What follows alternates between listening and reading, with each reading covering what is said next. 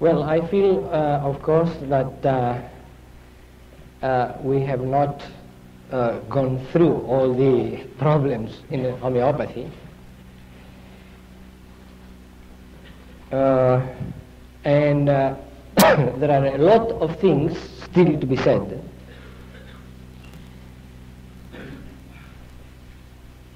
But it is unfortunate we don't have enough time to do it. So, since many of you here are prescribers, I thought it would be good to take out some of our cases and show them to you.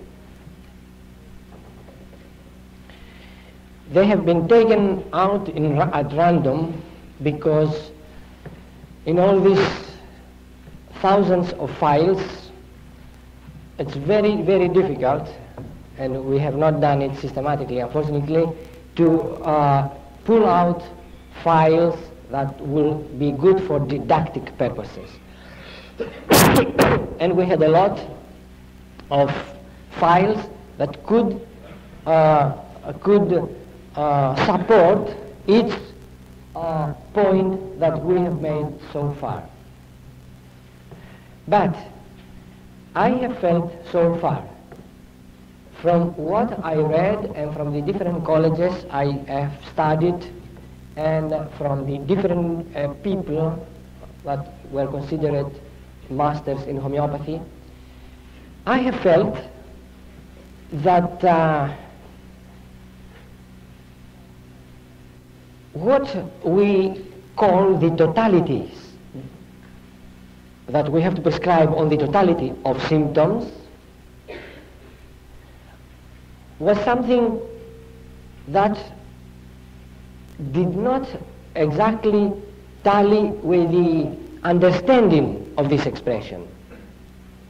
We usually say in homeopathy that we have to have a case all of which of the symptoms of the case are covered by a drug. That means the drug has produced this totality. We said also that we base our prescriptions mostly on mental symptoms, then emotional, then general, then local. So many times in the very beginning, I was confused with different cases, and also I was confused because if I would take an eliminating repertorization, I could not come down always with one remedy. So, for homeopathy, it is very important to find the indicated remedy. If we don't have a mechanical way of doing it, and if what the masters of the past have said, have left us as an inheritance, is not perhaps quite what we mean today or what they meant by this time, then we have to discover what do we really mean by saying that we prescribe on a totality. And I have found from my experience that this is a very versatile matter. A homeopath has to think very, very fast and from many points of view if he really wants to come down to the indicated remedy.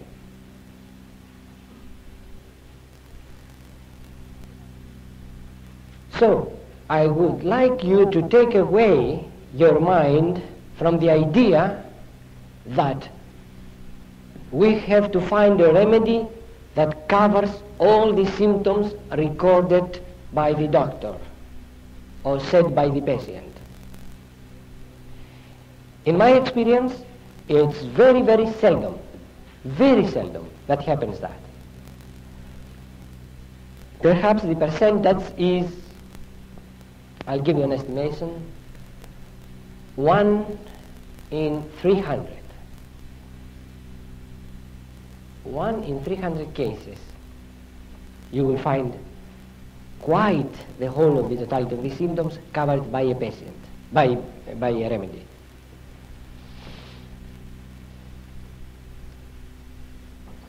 So I have certain cases here where I shall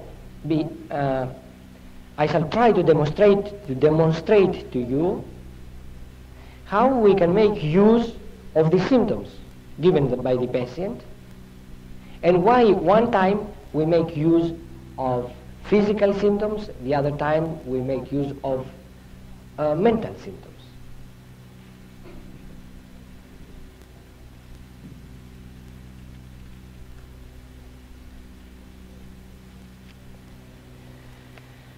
Okay, here is a case of a very young boy of 2.5 years old,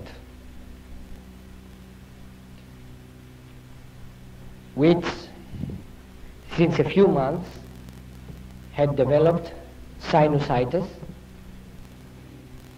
and together with that there is a cough, there is a coughing, worse at night between 11 and 12, and 3 to 4 in the morning.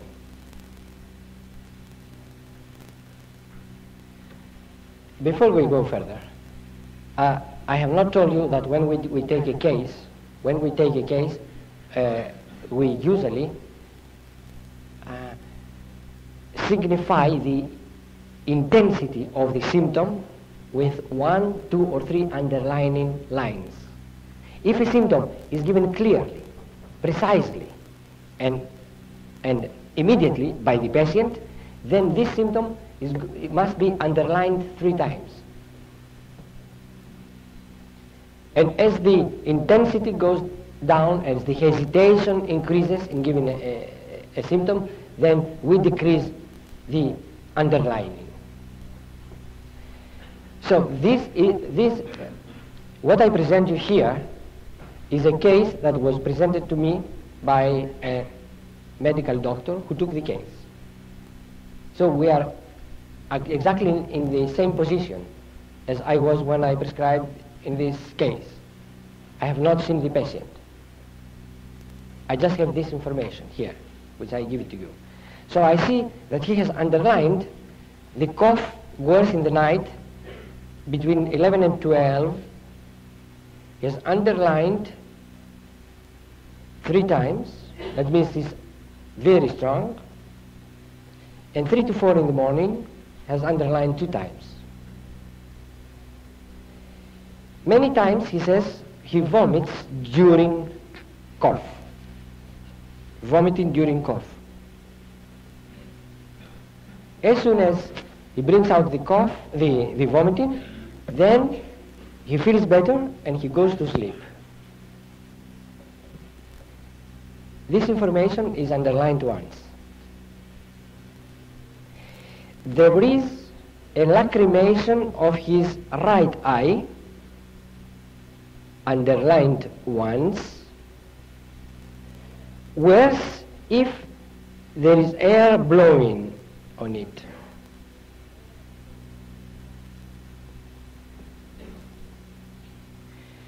There is enuresis in the night, but also during day. He's 2.5 years old. So enuresis in the night is not so much a pathological symptom. Still it can be, but during day it is a pathological symptom. You understand enuresis? Yeah. You understand?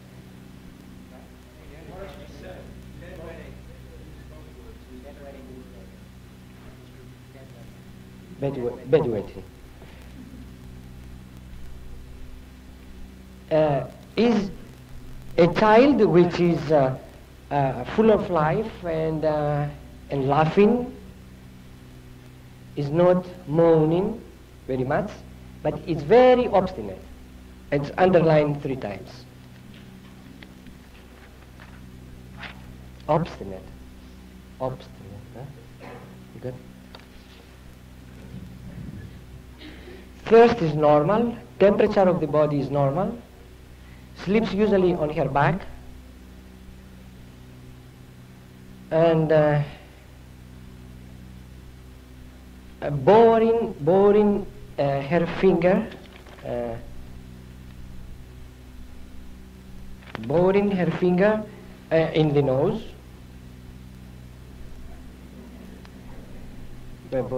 Isn't that? Yeah. Yeah. Desires eggs, underlined twice.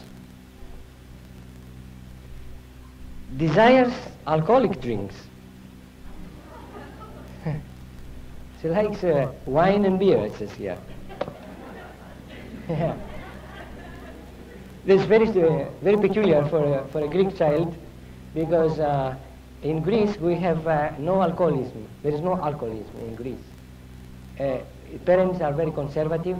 The children, they are given a very little amount, if at all, and they are careful with drinking. So the child has a craving. It is, 2.5 years old, has a craving. There is something interesting.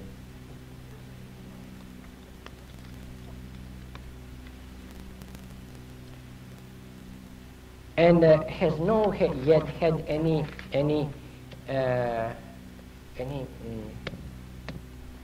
epidemic disease, any children diseases, children diseases.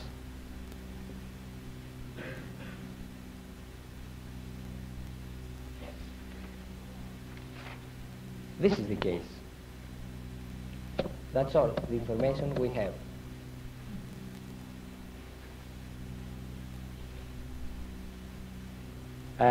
I just want the people to look up for a few minutes in the repertory, and if, yeah.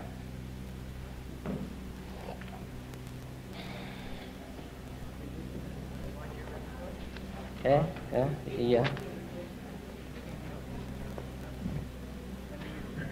Yeah. Take it.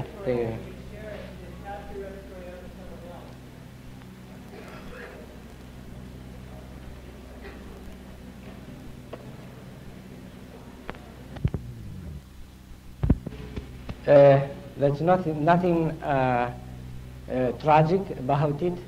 There is a sinusitis which is actually diagnosed by an X-ray, and there is this cough, the vomiting, and we have that whole picture. So what do we see here in this case? I want you to understand now certain things, that in the information here which we have two kinds of information. The one concerns the acute thing which the boy has developed. We can say that maybe he's going into a chronic state since he's a few months already having this trouble, but it's not too long. And the other information is constitutional information concerning symptoms on a deeper level. Correct? Now, you can see clearly which are the symptoms of the acute disorder.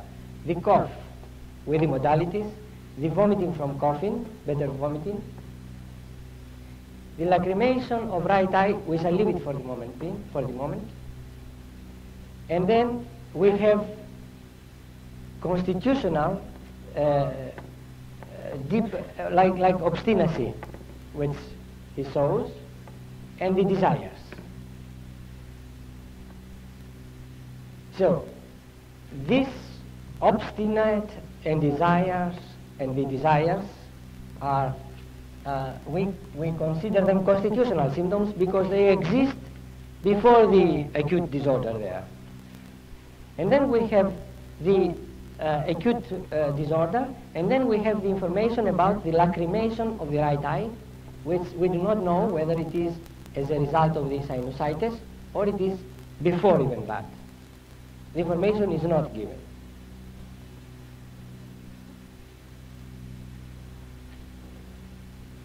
So, in such a case, what shall we do?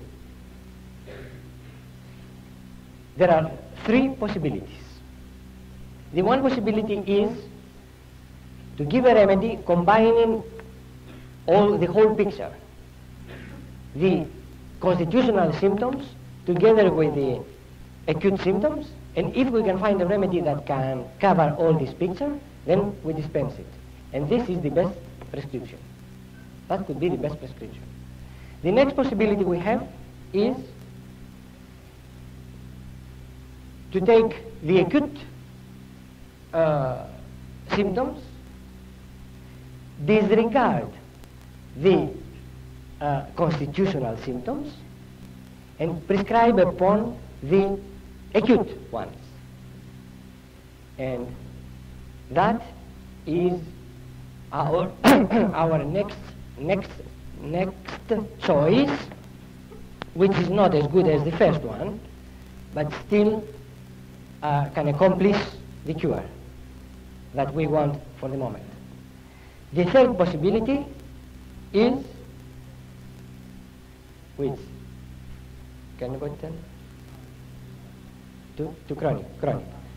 To see what is the constitutional and ignore the acute elements.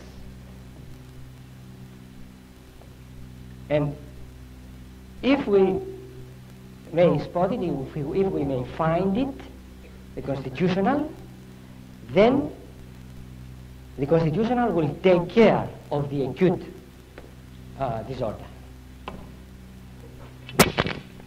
Now, the question is which pattern we shall follow.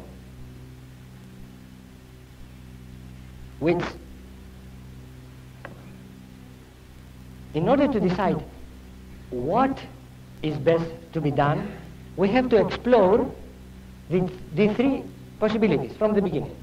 So, you went to the repertory and you took cough worse in the night, vomiting from coughing better from vomiting, lacrimation. Now all these symptoms, actually, we should have them projected on the board.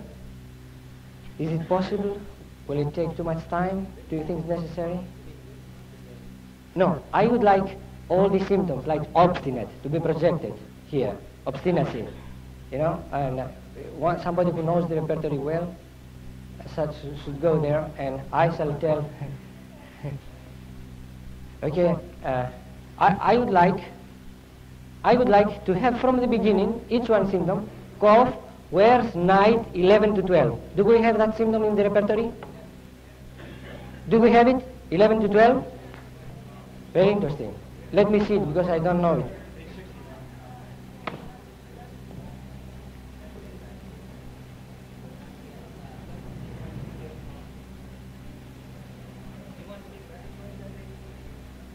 I shall look now here. Obstinate. Yeah. Obstinate.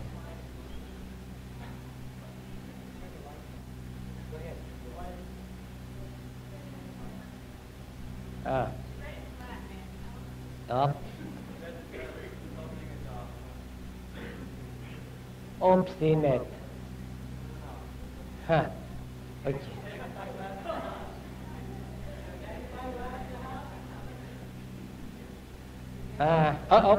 Okay.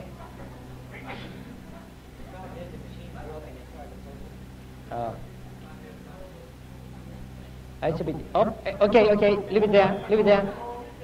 Don't hold still yet. So, you could see alumina, belladonna, argentum nitricum, chamomilla, nux vomica, tarantula, calcarea carbonica. Where is calcarea carbonica? Must be there, yes. So, this is alumina, alumina, argentum nitricum the capital, anacardium, belladonna, calcarea carbonica, camomilla, nux vomica, tarantula are the capital. So,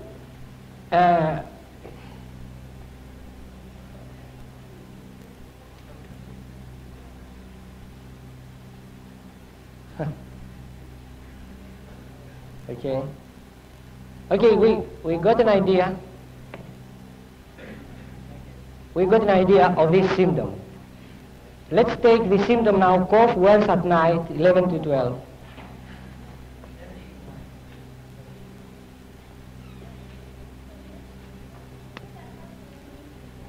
It doesn't say 11 to 12. We have 11 to 1 a.m., which is cuprum. 11 to 12, yes, that's right. 11 to 12, heparsulfar. 11 to 3, skila.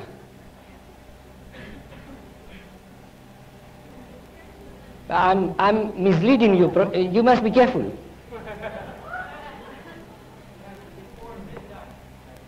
No, this is okay. The time is all right. 11 o'clock in the night. 11 o'clock in the night. All this is okay. So, 11 to 12, it is heparsulfar. Let us see now 3 to 4 in the morning. Oh yes, it's there. Oh yeah. 3 to 4. Okay. Ammonium carbonium, bufo, cahinca, calicarbonicum, lycopodium, opium, stocks. We go 11 to 12, heparsulfar. Obstinacy, heparsulfar is, it can be obstinate, the child, very obstinate, yes. Very chilly also. So, which the person is not, yes. Be careful because I'm misleading you, I told you. So, you have to think for yourselves, because I want an answer finally from yourselves. When we see that this time it does not tally in between, what else should we look? What should we look? 3 to 4. We look at 4 o'clock and we get an idea. Is it heparsulfar here perhaps? Because it's close, 3 to 4. 3 o'clock. Is it heparsulfar? No. So, the child is not chilly as the heparsulfar is. The time is not exactly the modalities are not. Heparsulfar yet is indicated very much in the sinusitis. We know how much is affecting the frontal sinuses. It has a postnasal discharge. So we have to think. Then, okay, after we had a look on these medicines, which actually we should read all these medicines from here down there and compare them with all these medicines over here. This is the idea. I'm not misleading you now. Now I tell you the truth, what you should do. Okay, take this away and give me vomiting from coughing.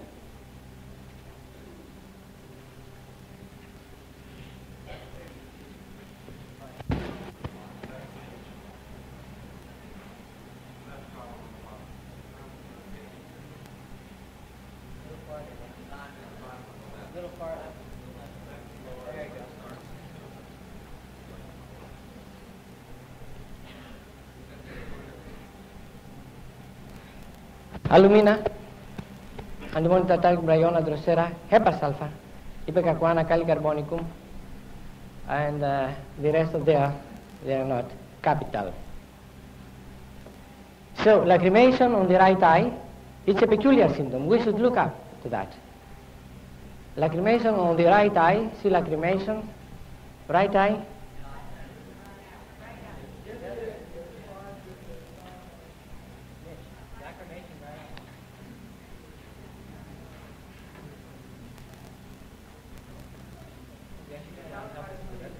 Eh?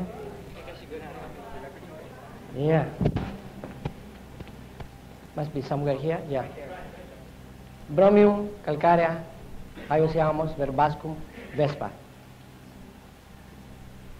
Just have that in mind. It's a peculiar symptom which the child has. This is a peculiar symptom that the child has. Lacrimation on a child on the right eye is a peculiar symptom. You must have it in mind. There are few drugs there, just remember it. Where's air? Where's air? Blowing air. Yeah, it must be here. Air. Yeah, it's the same page. Wind, did we have it? Yeah, upper arm. You remember ephrasia, pulsatilla, lycopodium, muriatum, phosphorus, rastox, anicula, silica, sulfur, thuya. Yes, we can look also at open air, sure enough. Hypersulfur, some of them, okay. Okay, that's good, because the people who they said that they would give calcarea carbonica, they said it because of certain reasons. First, obstinate. We know the calcarea carbonica, how obstinate it is. The desire for eggs, sure. The lacrimation of the right eye, which is a peculiar symptom. And that would have been a good prescription, and if this was a student of mine, I would have said, yes, okay, you take passing marks. But this is not the medicine. Why this is not the medicine? We are not satisfied. Why we are not satisfied? Because here, in this case, we have some great peculiarities. And in homeopathy, we look for the peculiar, always. If you see that case, what is the peculiar?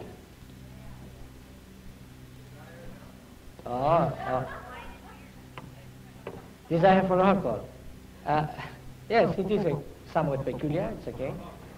What is? Cough. The cough is the peculiar. The time of coughing is the peculiarity. If he underlines 3 times 11 to 12 and 2 times 3 to 4, that means the symptom which is given clearly, and this is something we cannot ignore.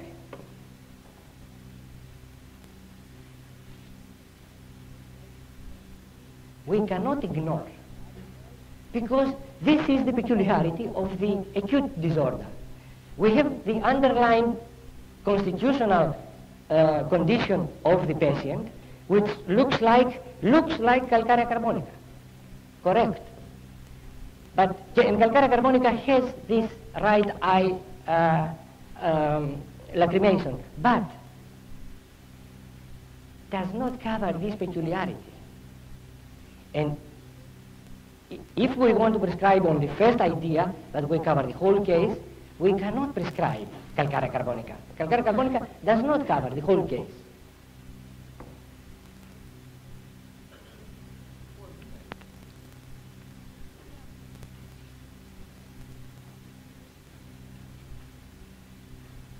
So,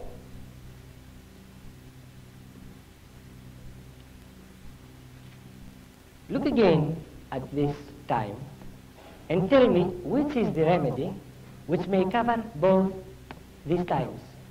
Yes. What is? Rastox? Rastox. Exactly. This is the remedy which has the peculiarity of this time. Both of these times. The rust toxicodendron. We got this idea now, that this is the remedy that covers this peculiarity of cough. And we go over again into the case, and we look, and we say, lacrimation of the right eye. Rastox is not there. But when the air is blowing on it, we know how the rastox is aggravated by the wind, by the blowing of the wind. We go and look vomiting from coughing, and we see rastox is there, but not capital or anything very prominent, but still is there.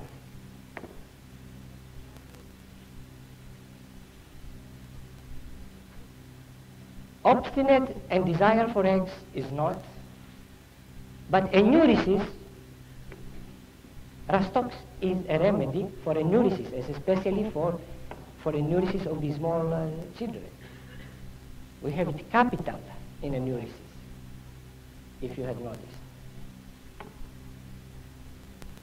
And then we think further and we say, okay, rastox does not cover the underlying, the whole case, but maybe if we give rastox, calcarea carbonica will come up later, because rastox and calcarea carbonica are complementary remedies, as you know. They complement each other. And many times, something which rastox starts, calcarea carbonica finishes.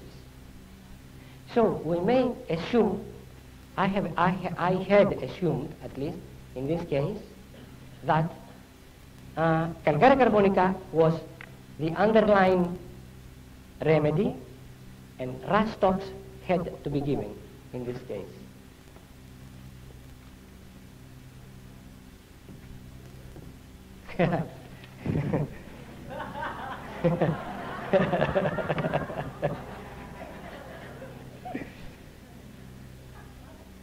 So we prescribed rastox 10 m, 1 dose. Without a noticeable aggravation. This is the report after 2 months.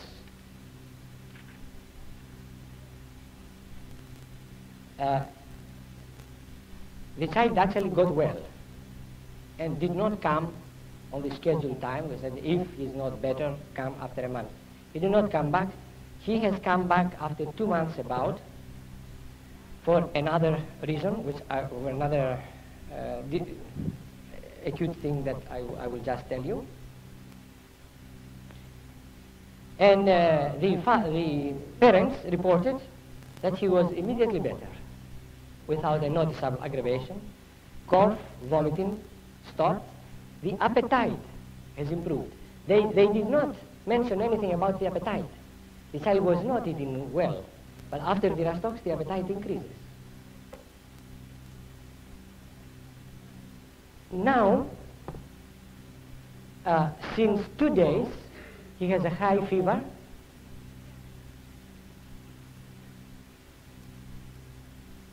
with cough, and the cough gets very bad when he lies in bed.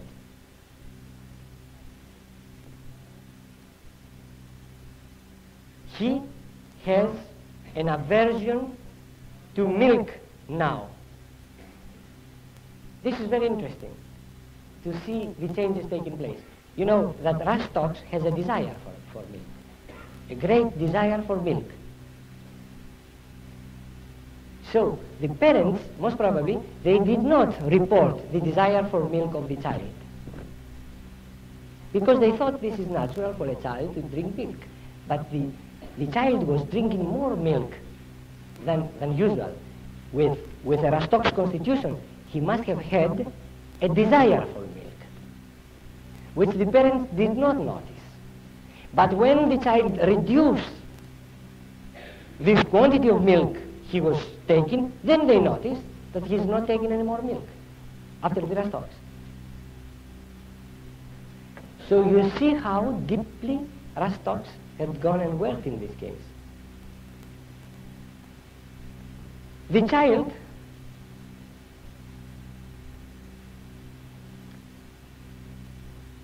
is it cold or hot at this stage?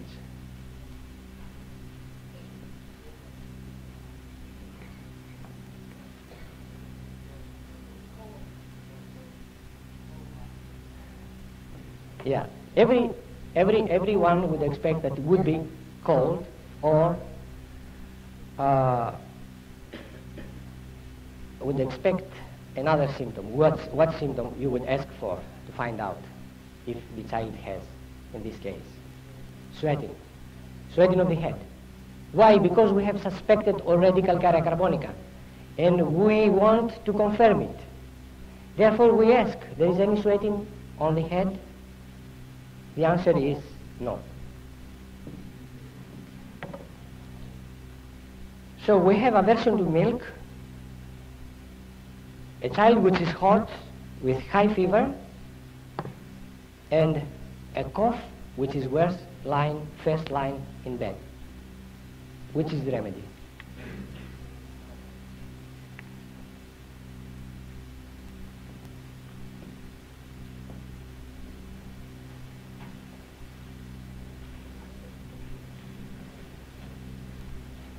We're going to tell you the enuresis have stopped with the rastops.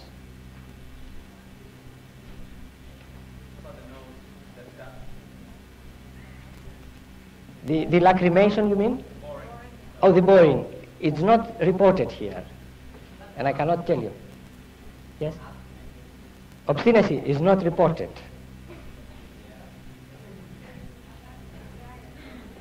Very good. Why it's not reported? Sure. Because the child has come for an acute disorder to be treated. The doctor took very quickly the case. He just took the symptoms of the acute disorder, and he did not bother to ask more constitutional symptoms.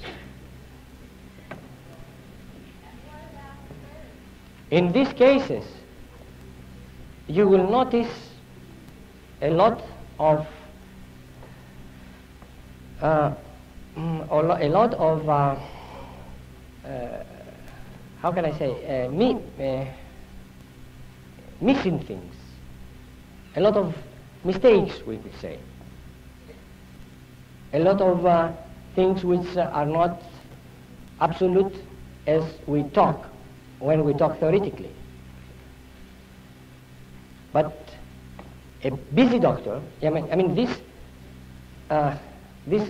is a rather young doctor of the clinic who has been suddenly overflooded completely with patients, that within 5 minutes had to see that case, because this is a prescribing, acute prescribing. It has to be very quickly because other patients are scheduled for chronic treatment and does not have time to, in this case, to report more. But what you would prescribe in this case with this little symptomatology that we have?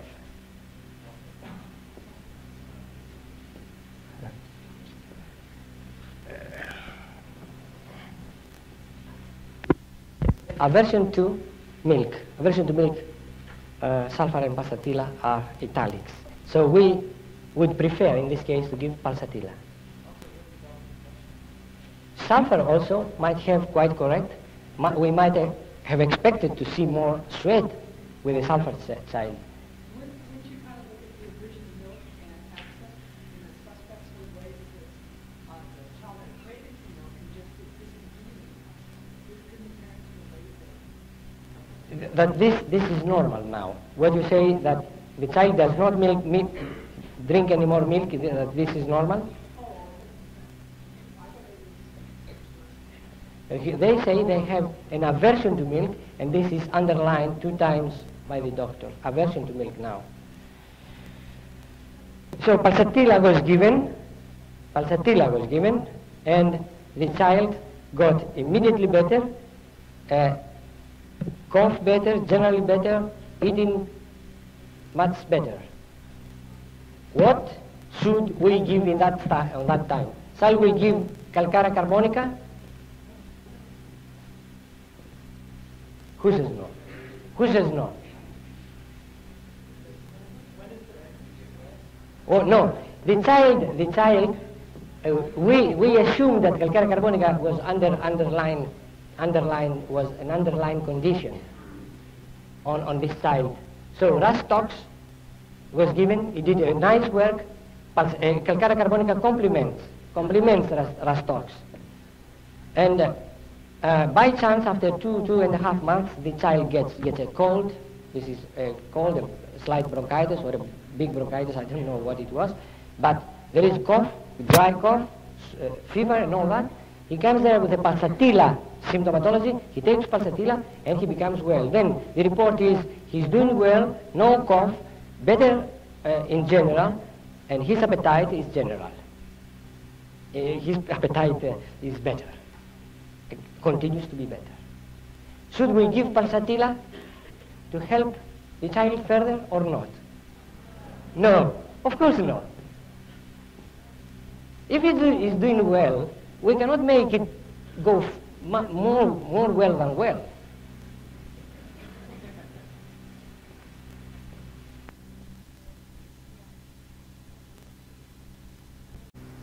So this is a case on which we had to base our prescription in little details and ignore the one symptom which was a mental symptom for the moment. Maybe the child, he will come sometime or another and he will need calcarea. He will develop calcarea symptoms. But at the moment, we had to base our prescription on a layer which was the uppermost. And that layer took a lot away from that child. Why? Because it changed quite deeply the constitution already. How do we know that? By changing the desire for milk, by stopping the enuresis. Did not only stop the cough and the sinusitis, but took hold of the enuresis as well and changed the metabolism of the child. So we suspect in this case that we have treated a layer. We have taken away a layer.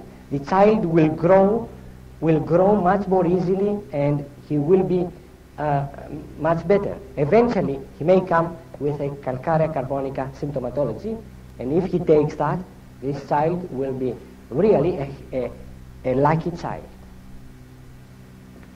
Yes?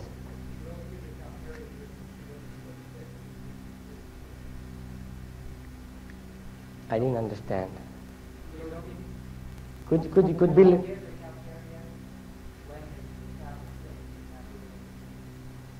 Sure. But the parents will not bring the child unless he has something, and he may develop something. This child may develop constipation eventually, and the parents, they will notice that the child is constipated for so many months, and they will bring it for constipation. During the examination, because the child has constipation, we shall find out that he's sweating on his cervical region during night, during sleep, that he's eating even more eggs, that his desire for wine or beer has been decreased perhaps. And then we shall have a picture of calcarea carbonica to prescribe for the child for a small element like constipation.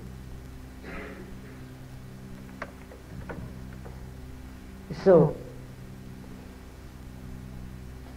I don't know if and how many people they can see the logic of that.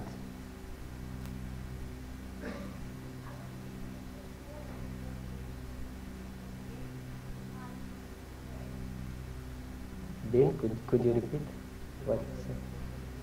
I have trouble with yeah?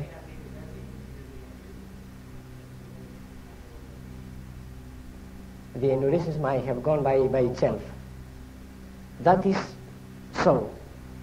It can be because it is on the age where we can suppose that the enuresis will stop by itself. But to have such a dramatic stop from one day to the other, from the moment he takes the remedy, the enuresis stops, we can assume that it was the remedy that took hold and took care of the enuresis. Okay, proceed. Okay. Uh,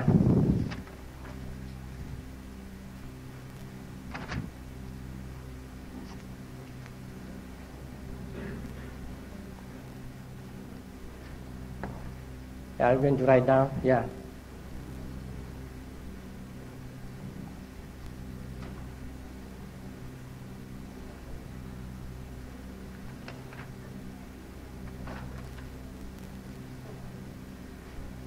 So this is another child. This is the case of another child of 4 years old.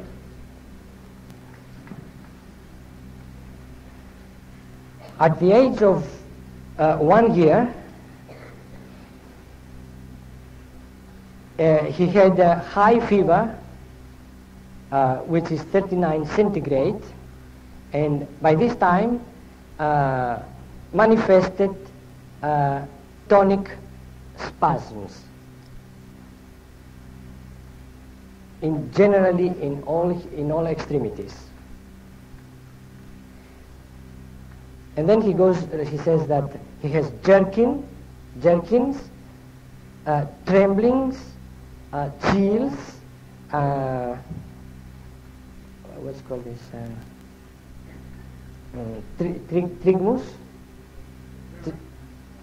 trigmus, trismus, yeah, trismus is the word, and salivation.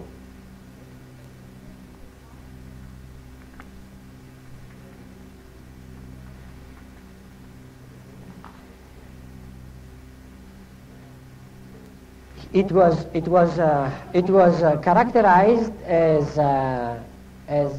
spasms after the fever, and he was given luminal. You know luminal? Okay. He took that for 4 months, and then he stopped it, and then without any fever, he developed spasms. The EKG,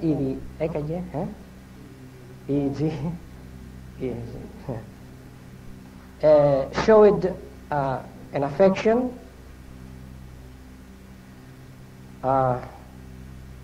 on both lobes, and then he was prescribed 3 times luminal tablets. This boy has a tremendous fear, he says. He fears very much, is underlined. Cannot go from one room to the other, especially when it is dark, when there is darkness.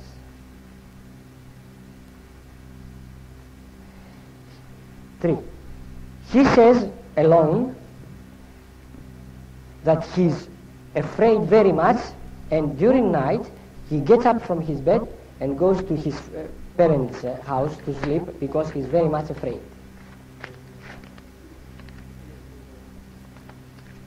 I'm just telling you exactly as it is written. I mean, Bill describes it into repertory language. This is wrong to do it, because he gives you some information which actually you should think it out yourselves.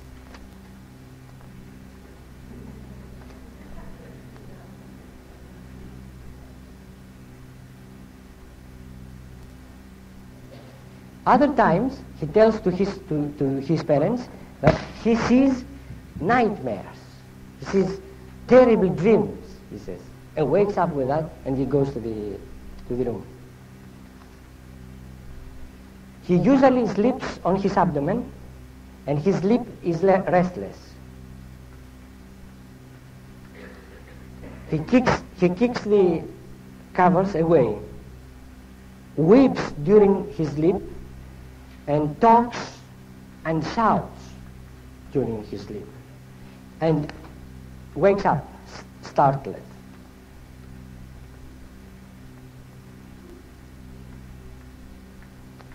He has fear of thunderstorms. When there is a thunderstorm, there is fear, which is underlined once. The fear of the dark is underlined 3 times. he has fear of mice, also, not underlined. The child, the parents say that it's very nervous, very obstinate. Whatever he demands, it must be done. Otherwise, he puts up a rage. I mean, he goes into a rage.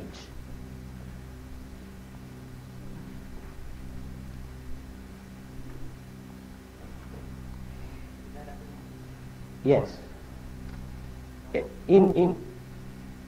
Yes, twice.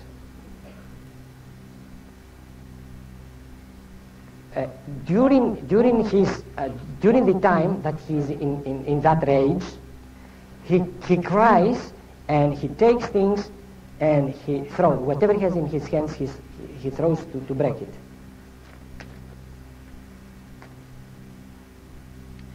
If his father, just remember he's 4 years old. If his father goes to smack him, he attacks back. He attacks him back. Yeah.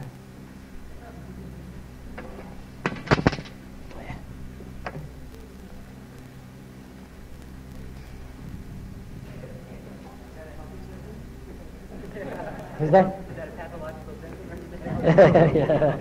Yeah. You have to find out. He is mourning and he is jealous of his sister. He is normal in temperature, but he perspires a lot. The perspiration is in the general body. The thirst is normal, and his desires are desire for macaroni, pastry, what's it? Macaroni? Underlined twice. Desire for soft boiled eggs, underlined 3 times.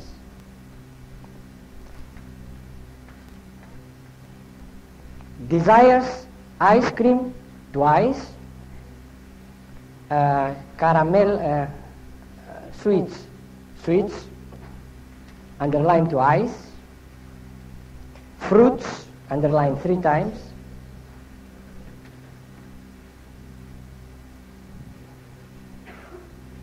Does not want the milk. They must press him to drink some milk. And he is very restless. Finally, they say he's very restless, and during the daytime he never sleeps. All day is on his move. Is on his move. I mean, he doesn't lie down. 3 times.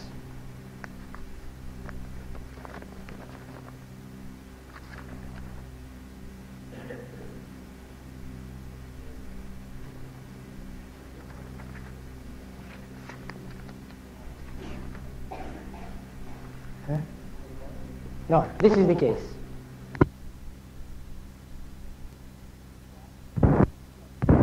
To us, a dilemma. A dilemma.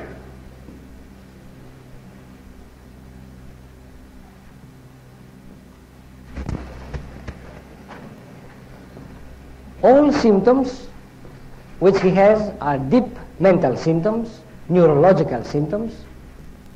It's a serious case. We don't know the future of this child.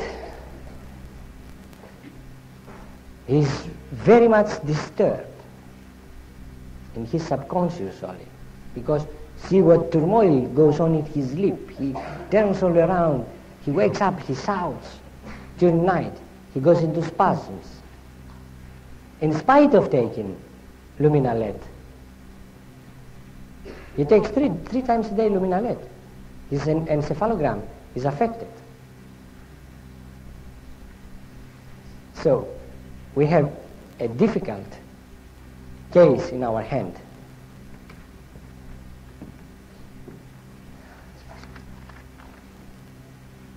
But if we prescribe correctly,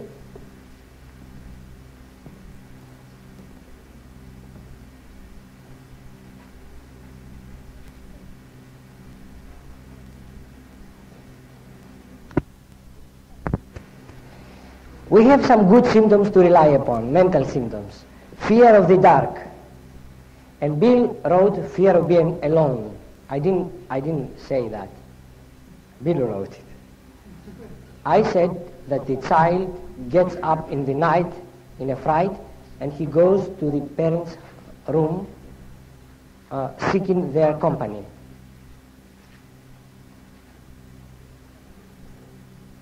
This is what I described. Bill wrote fear of being alone. If he wanted to write this, okay, I'll end that. I'll tell that in the end. Yeah, but he's in such a fright that he. We shall see. What you will take it. Of course, you have to think about all these things. How you will look in the repertory. And now, before we go up, it is very difficult, as I see, to go up with the projector, and we may go quickly in another way. I want you to tell me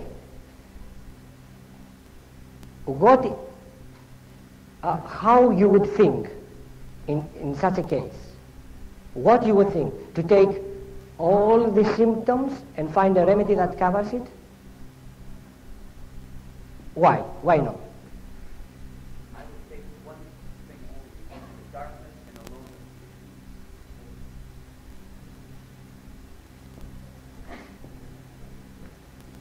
Seems like a house can be children. Because the age one. Yeah. So here we have a case where we have a mental picture which shows one remedy, only one remedy, and physical symptoms, constitutional symptoms like desires, which show us another remedy. Which is the remedy that you would prescribe if somebody has told you desires macaroni, soft-boiled eggs, ice cream, sweets and fruits? Calcarea carbonica, everybody. Now, calcarea carbonica has fear of the dark. You have not looked? You don't remember? So, nobody remembers? It does, of course. Fear of the dark, there is calcarea carbonica. Fear of being alone is calcarea. How strong? Very little. Eh? Nightmares. The child has tremendous nightmares. Does calcarea has that? Shouting, shrieking during sleep. Fear of thunderstorm. Calcarea has fear of thunderstorm. Who remember? Who remembers? No. Calcarea carbonica does not have fear of thunderstorm.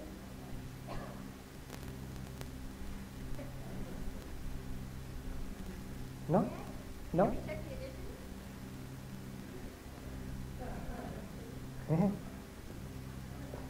Yeah. Calcarea carbonica has fear of that, fear of thunderstorm. Yes, you can add it to your repertory.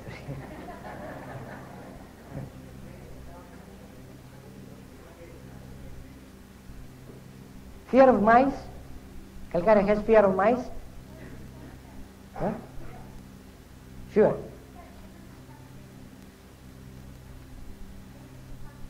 Anger from contradiction. Also, you can take that rubric. So, would you be happy with prescribing calcarea carbonica in this case? No. Of course not. Yeah. So, what then we have to do? Disregard completely the general symptoms, as we call, and concentrate on what? On mentals. So we have to find out a remedy which covers the totality of the mental symptoms of the patient, ignoring whether this remedy has desire for soft-boiled eggs or not, desire for fruits or ice cream. We may disregard completely that. So, can anybody now just out of knowledge of the materia medica without having looked in the repertory and taken it.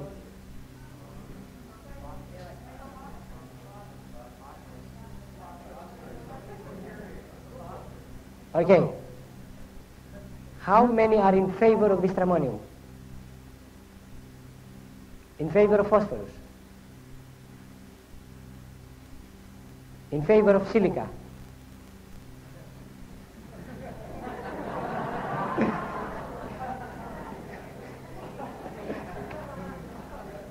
Yeah. That was quite good, quite close.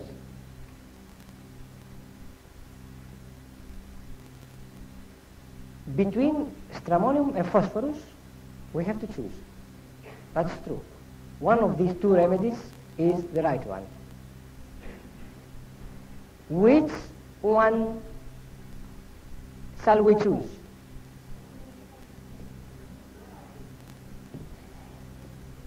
Now you must be very, very careful here. I want you to be careful. Remember the picture, the whole picture of the child. Is it a nice child? Eh? No, it's a violent child. With spasms, with anger, with tremendous fear of dark, and especially fear of being alone in the night. It is in the night that runs to the house. All right, look that now up in the repertory. Fear of being alone in the night.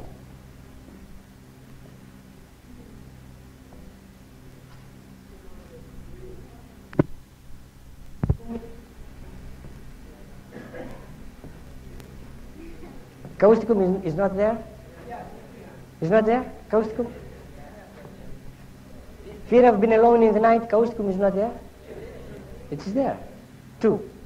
Camphor is there? 2. Stramonium? 3. So we have fear of the dark, very strong. We have a child that is reeking during night, during sleep. We have a violent child, a child whose subconscious has been stirred up completely, a child who is going into spasms. So we do not really have the essence of phosphorus here, but rather the essence of what stramonium produces.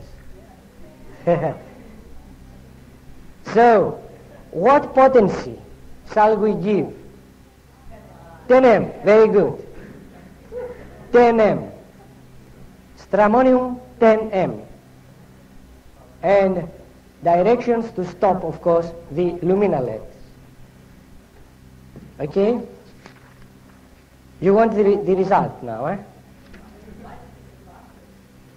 Why don't we? Why? We did not give phosphorus, we gave stramonium. Because I didn't think, you thought. I thought you said you were deciding. No, you had to decide that you thought. I prescribe in this case, I read this case, then I prescribe. This case has been prescribed within 1 minute by me. If I delay more than 1 minute, I'm lost in such cases.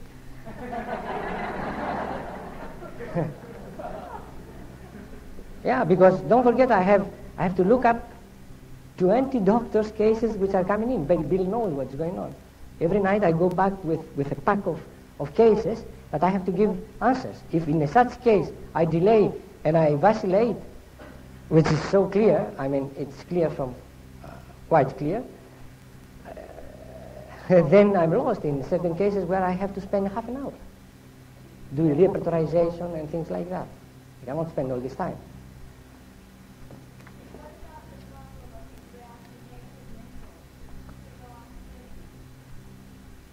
I can't hear. Bill?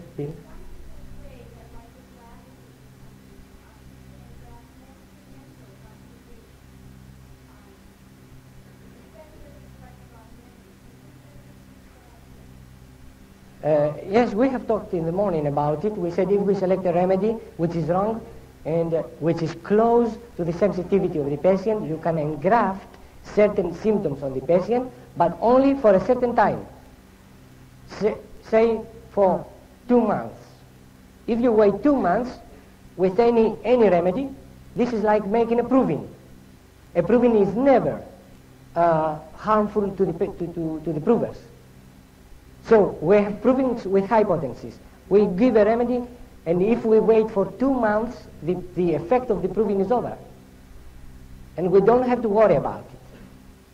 But if, in the meantime, given lycasis, there are some symptoms which are wrong symptoms, I mean symptoms of lycasis, you give another remedy which again wrong in order to counteract that, and you can't do anything. And then you give a third and a fourth and a fifth, then you are doing wrong to the patient. But there is nothing, there is no wrong left if we make a mistake and then we wait for this to go over. And actually we did not talk deal about cases which have been complicated by homeopaths. Should we talk tomorrow? Okay. Then I shall give you the follow-up.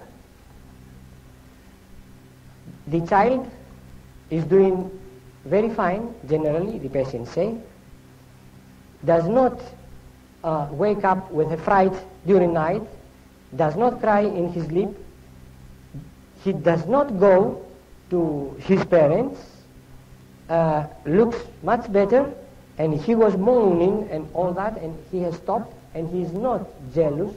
At least he doesn't show the jealousy that he used to show on his sister. So after a few months, he comes back with a fever. So he says that a few days ago he started a high fever. Do we expect to have spasms during that fever now? No. Why? Because we had such a good reaction on the first remedy. We expect that this has taken care of that part on the boy, and it cannot very easily go back into spasms unless he takes a lot of antibiotics.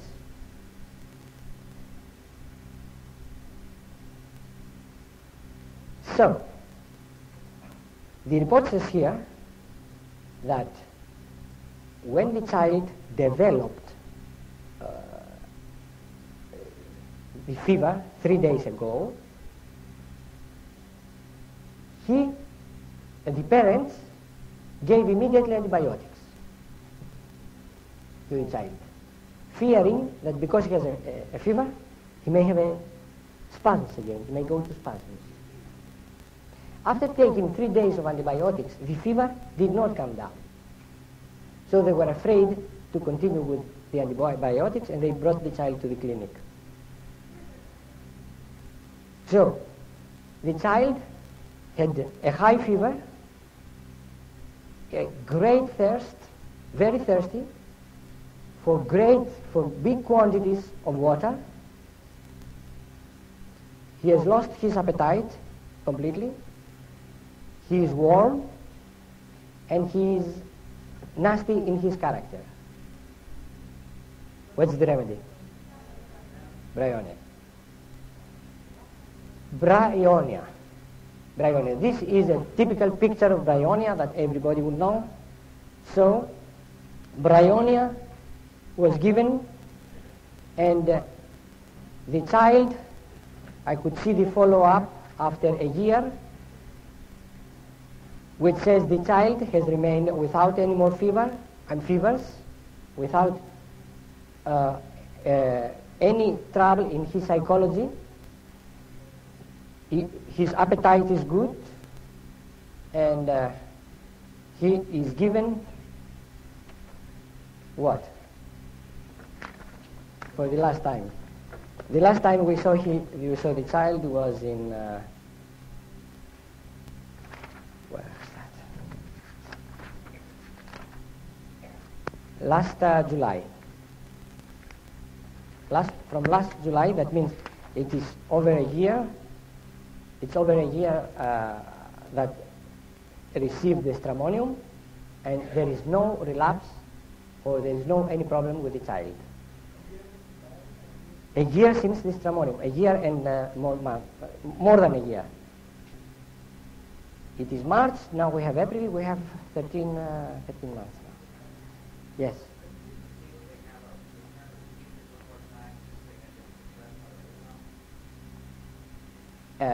If we could have return, I didn't follow the...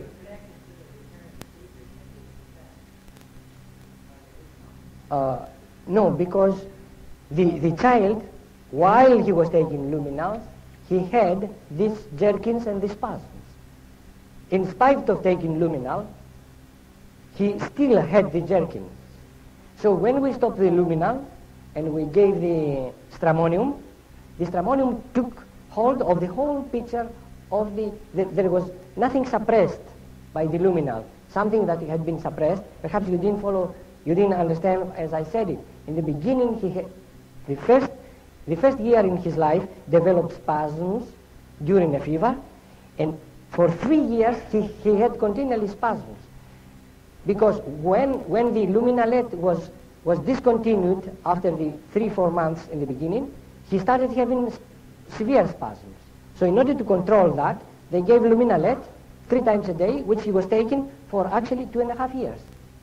He was taking luminalet through 2.5 years, and in spite of this luminalet, his character was the one that you saw it, with all these fears, with subconscious, and having these spasms, but not to a great extent. That means the luminalet was just keeping the spasms on a low level.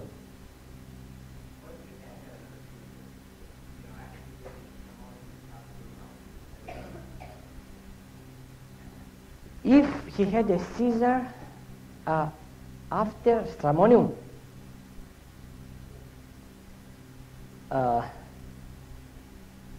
if with the seizure we would see the fear of dark, the fear of being alone in the night developing again, the nightmares, and we had the picture of stramonium, we should prescribe stramonium again.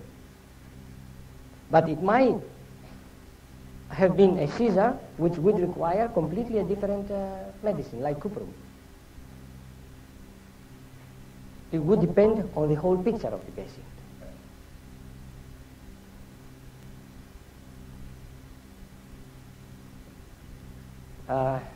Okay, we take 5 minutes break. Yes.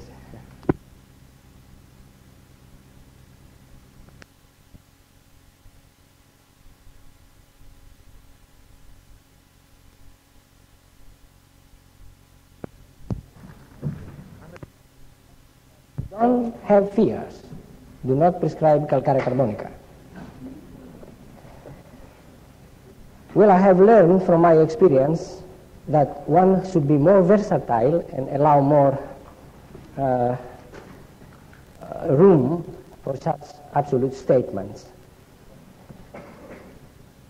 I may be able to show you tomorrow that each remedy, every remedy, can be prescribed on different stages. The remedy, when we prescribe a remedy on a patient, we do not have to have the whole range of symptomatology. But there is a symptomatology on a physical level of the remedy, and maybe the emotional and the mental sphere of the patient may be quite healthy. And we have symptoms only on the physical level. In this case, we may see a calcarea carbonica case without any fear, because the disease has not gone deep enough to affect those levels. So, I would like you, I shall read the case now, and I would like you to tell me whether this is a calcarea carbonica case, or if it is not, what it might be. No, I don't want to write it down because we will go more quickly now with the cases. And you just listen to that. You look in your repertory as I talk. The lady is 43 years old, and she is complaining mostly about a severe constipation. And she has some symptoms on the mental level, on the emotional level, sorry. That is great irritability. And she suppresses her anger. It looks as if she is nice outside, but inside she is quite disturbed. And when she does that, she feels completely broken down, when she has to hold back her anger. Her hands are trembling. She has a heavy feeling on the chest all the time. She has anxiety. Weeps very easily. She says, always I used to control my nerves, my irritability, but lately I have broken down. Her husband is suppressing her.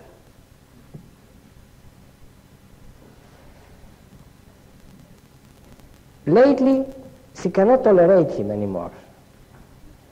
His character has made her tired already. And while she's saying that, she breaks out into weeping. The doctor noticed down that she's crying in front of me, the lady, while she's saying all that. I feel my nerves are weak. I feel my arms very weak. Whatever I do it with anxiety, impatient.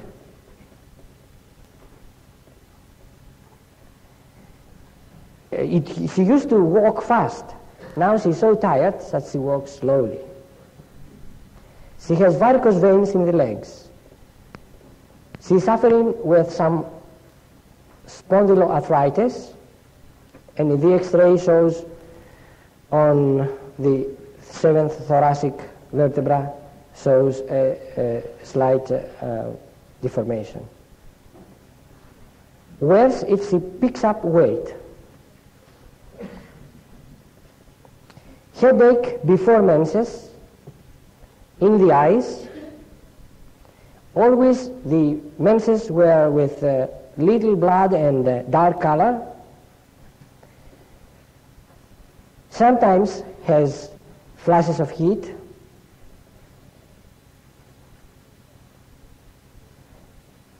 She says that she feels as if an electric current is passing through when her husband hurts her. Takes weight easily. Desires sweets, underlined twice, and ice cream, aversion to fat. Drinks a little water, sleeps well, but she has anxiety dreams. Her nails are breaking easily. Does not like very much closed places. And the last 5 months, she has no sexual drive at all.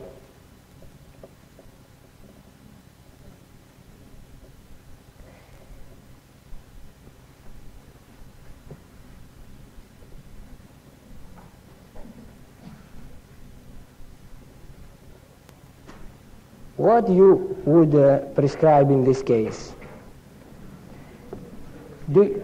Sepia. Sepia is a good prescription, yes. Staphysagra, very good. Valsatilla, good.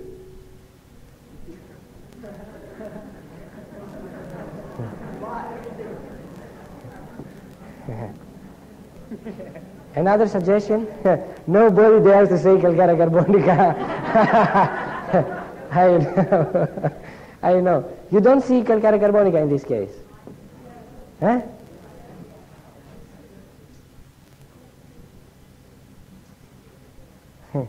Yeah. This is a case of calcarea carbonica.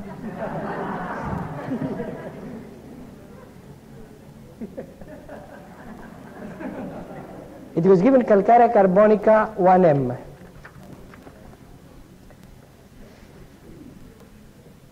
The report is that she did very well. That is about 1.5 years ago. She did very well, but the first few days she felt so bad that she took to bed. She lied in bed. She felt very sick. Now she does not get so nervous. She can tolerate her husband much more easily. Yeah, the weakness has gone, the pressure on the chest, the anxiety, the weeping, all has gone. She has no headaches before menses, but as soon as the medicine finished, she started drinking coffee.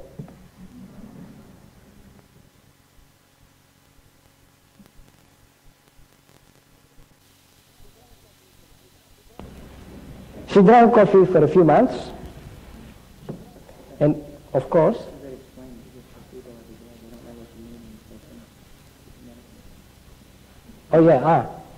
yes, we had given 30 days placebo, 1 dose of calcarea carbonica and 30 days placebo.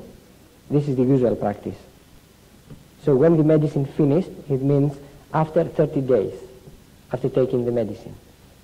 She was feeling fine, she didn't come back, she started drinking coffee. The instruction, of course, was, and always is, with the patients, don't drink coffee for the rest of their lives. So, because, but we are tactful in this, and we say, do not drink coffee even after finishing the remedy. So if a patient asks, for how long? Then we don't say forever, we say for 3 years. So if they can go along 3 years without coffee, then they can stop it forever. You don't say forever, because the forever sounds very bad.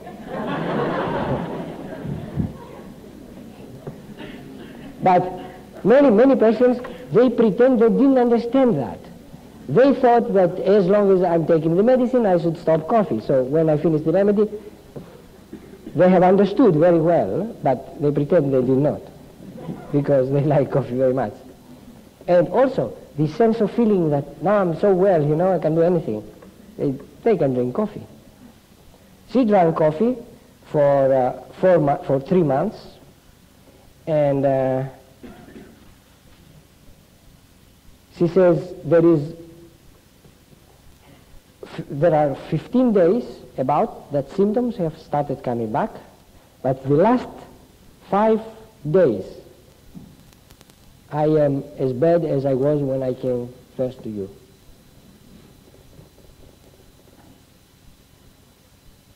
So the symptoms were taken and they were checked out to be the same.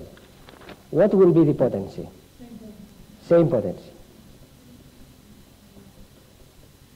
It is the same potency. Why? We said before that if the remedy has been antidoted, we do not know whether it was the optimum potency, that one. So we have to repeat it again, because that might have been the optimum potency. And if now we go to 10M, we don't know the results. I remember a case. That was a case of duodenal ulcer and at the same time for terrible headaches. The man came, took a dose of sulfur 200. And his pain in the stomach went away, but a duodenal ulcer, which is there for 5-10 years, it doesn't close within 10 or 15 days or 20 days. The symptoms may subside, you must have that in mind, but the ulcer is still there.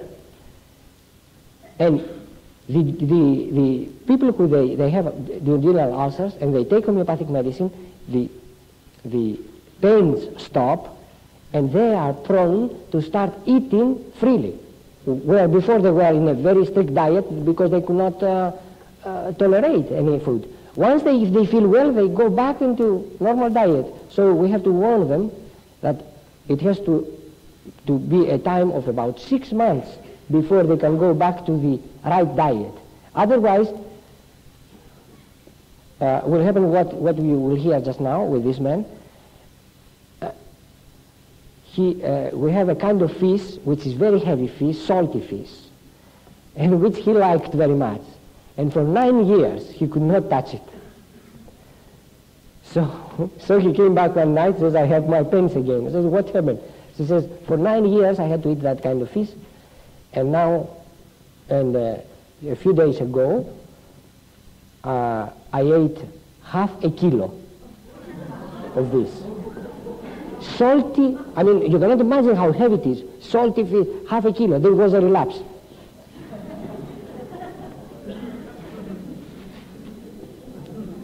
Okay, then we thought of giving one potency higher, which is 1M. We gave 1M, and after 15 days, we scheduled it for a month. After 15 days, comes back and says, I'm terrible.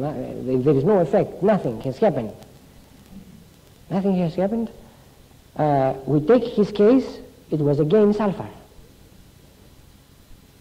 So, what did we do? We went to 10M, of course. He comes back after, again, a few days. He says, I'm terrible, my pains are terrible, what am I going to do? I said, what is going on here? He's still sulfur? And the remedy, the remedy of the action of the remedy is not there. So we went back to 200. Next day he was okay. So from these cases we are taught that there is an optimum potency for each case. And unless we strike that optimum, we do not get a permanent cure. This we see it also with a series of remedies. We have. Sometimes, in order to cure a patient, he comes there, we give 200, and then there is a relapse, and then 1M, and then 10M, and as I told you in the morning, there was one case that we reached 3mm in order to finally have this patient with ichthyosis cured. So there is an optimum. If we had given 3mm from the beginning to this patient, ichthyosis patient, phosphorus, we might have cured her permanently from the beginning.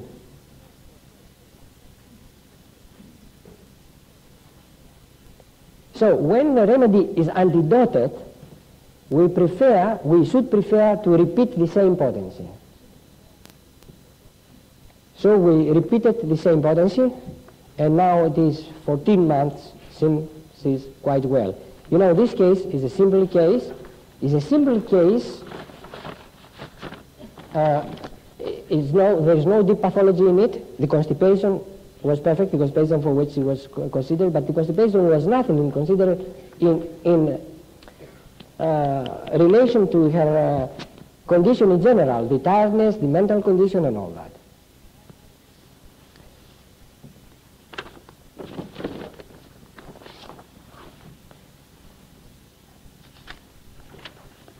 So, I'll read you I shall read you now another case. This is a 40-year-old man. I beg your pardon? Why it is calcarea? Yeah, okay.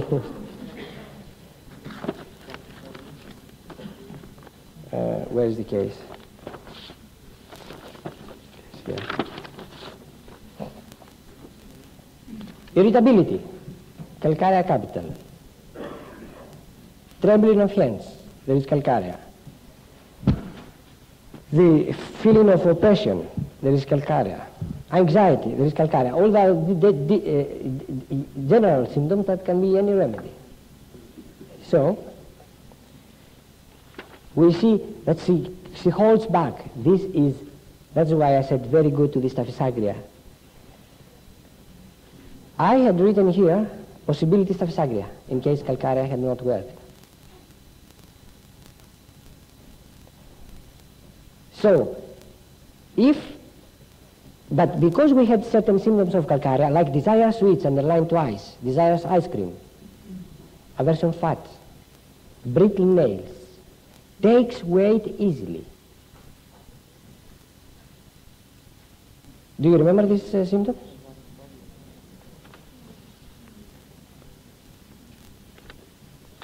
What about the low intestine? Spondyloarthritis and lifting weight causes pain in the back. Headaches before menses. Crying easily. All these other symptoms, they can fall into place. So if we repertorize this case, we shall find calcarea carbonica as the #1 remedy. In spite of the fact that you cannot see immediately the peculiarities of calcarea carbonica as we have learned them. But that's what I told you.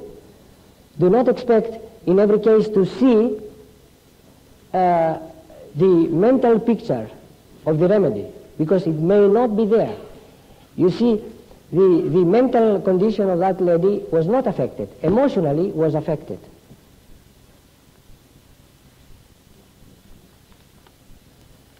So, once we had these indications, we do not go and prescribe staphysagria, because the staphysagria we can prescribe on the causative factor. We prescribe on a causative factor when we don't have enough symptoms to prescribe upon a general remedy. Yes? If you have a permanent cure, how does it cause you to bring back the symptoms? Did you hear? If it's a permanent cure, why isn't the coffee thing covered it up? Who?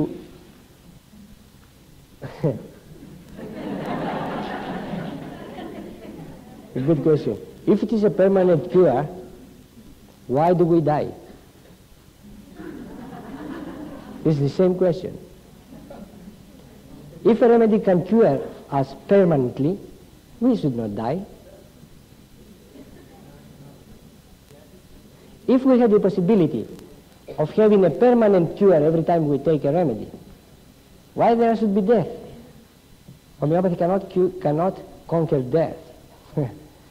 And don't forget that we are dealing with an energy which is coupled with a material body. And they are interrelated all the time. And this energy is also interrelated with our emotional state and our mental state. If we do violate any of these three levels in any way, then we shall have the effect on the energy. Then we shall have the effect on the energy. Even our thinking can affect our energy. If I feel that I have done something wrong, my energy can go down from one moment to the other. If I feel that somebody whom I expect that he loves me or she loves me, and I see that she does not or he does not, my energy, you see, drops. This is bad input on emotional level or on mental level. Coffee is a bad input on physical level because of the caffeine. I'm poisoning the physical body. Therefore, I'm going to affect the energy level.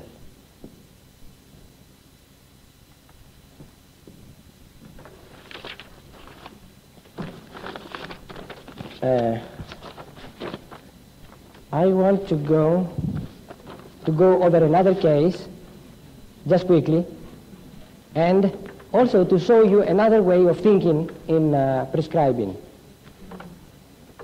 This is a man of 40 years old who has colitis. This colitis goes on since he was a child. But 3 years ago, the colitis is very bad. He has pain, he has blood in the stool, and pains, blood, and stool which is offensive, with pains, with blood, massy stool with mucus, with a lot of mucus, many rumblings and gas, has urging quite frequently. Stool starts as compact and ends up in diarrhea, and is better warm application. Now, already we have a picture of the patient, and some remedies, they come into our minds. What remedies? Could you tell me? Lycopodium. Mercury. What kind of mercury? Which mercury? Corrosivus, eh? Mercury, what? Corrosivus. Okay. Another remedy? Or not so much? Another? Sulfur? Another? Huh? Another? I mean, bloatedness. Which are the medicines that I have to bloatedness, lambling and all this, except of the mercury and the lycopodium? Is the calcarea, is the carbo vegetabilis, is the china, is the colchicum. Huh? All these remedies must come into mind. So we have all these remedies, phosphorus. All these remedies we must have in our mind as we go along. Distension of the stomach, so much so that he has palpitation. Better with eructations. Which remedy is excluded of those that we mentioned because better eructation? Which is? Say it clearly. China. Very good. Worse? What time do you think is worse? 48. No, it's summertime. It's 5 to 10.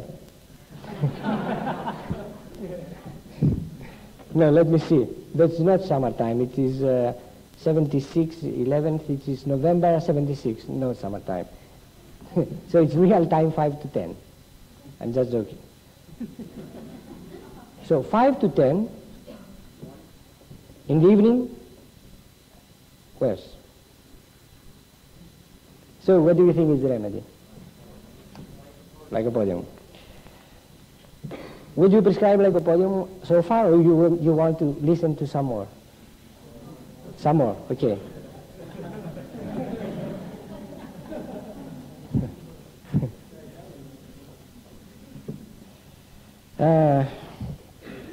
Here it says that he has vertigos, he has weakness, he's taken Valium, he has taken different allopathic drugs, he has some allergies, but I don't want to go into all these details.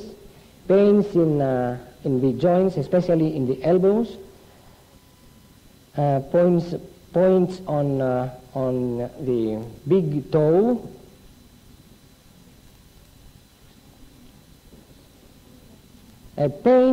pain in the urethra during urination in the beginning and during seminal discharge.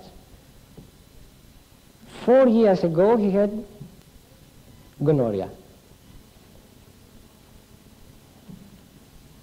This, he took medicine, of course, for this gonorrhea.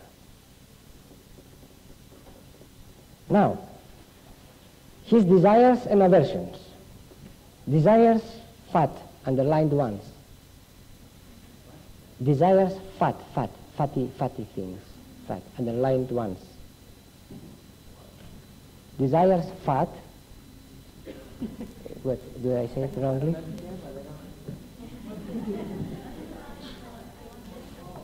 Fat.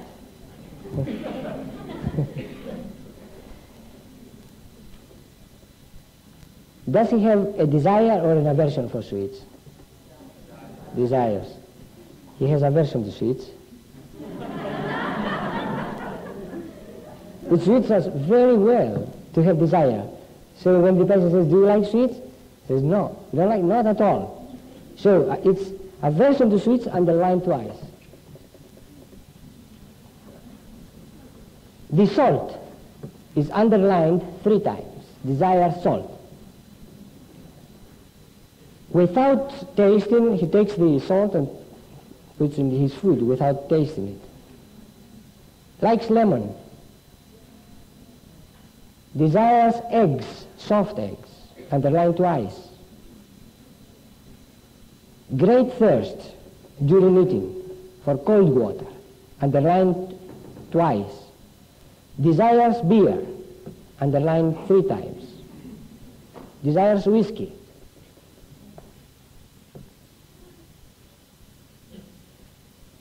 He sleeps well, and he sleeps mostly on his right side. No, he cannot sleep, impossible to sleep on the back or on the left.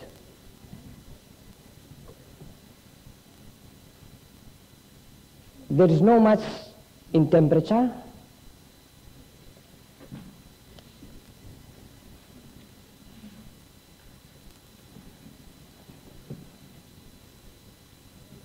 Can you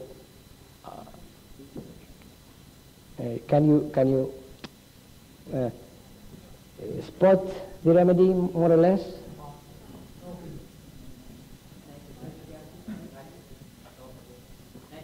Nitric acid. Who said phosphorus?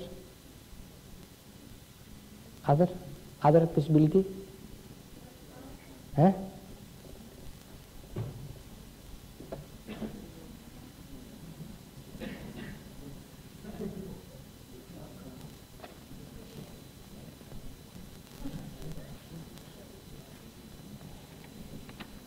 He's very tired. He says he doesn't want to go out of his house. He desires to be alone. He prefers to go for fishing and go by himself.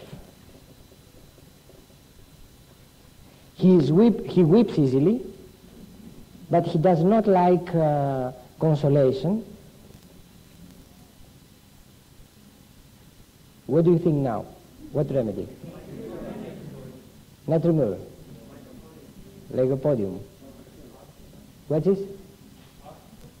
What is? Host? Causticum. Causticum.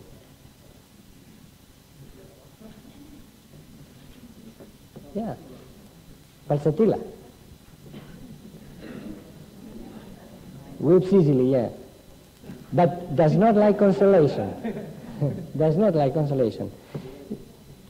And now is the crack of the matter. Here.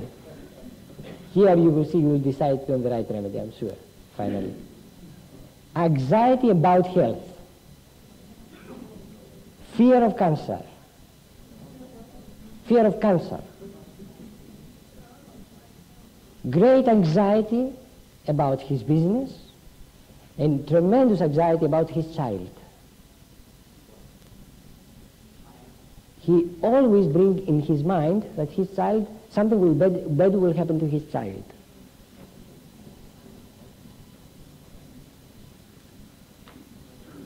What is? Phosphorus. Very good. Not sulfur?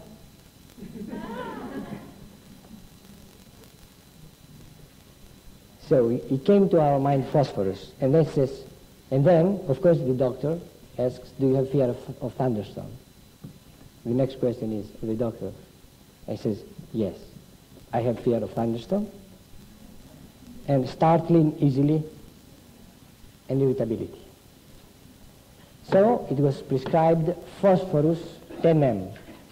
Very good.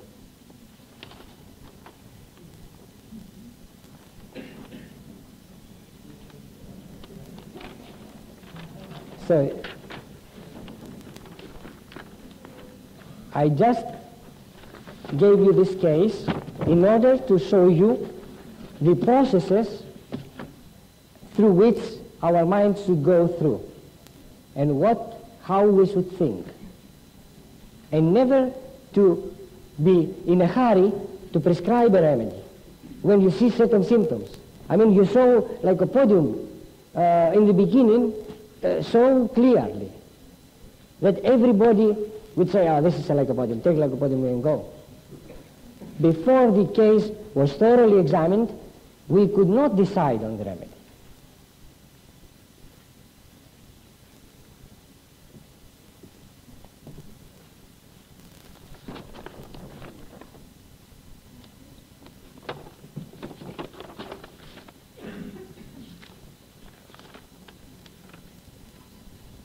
So, I'll just show you another phosphorus case. Tell me if it is also phosphorus.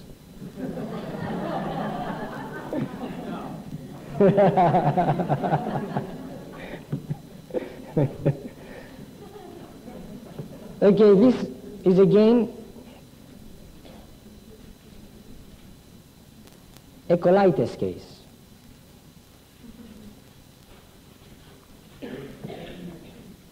He has pains in the left hypochondrium, all kinds of pains in the abdomen, has 5 stools a day, much offensive gas, much eructations,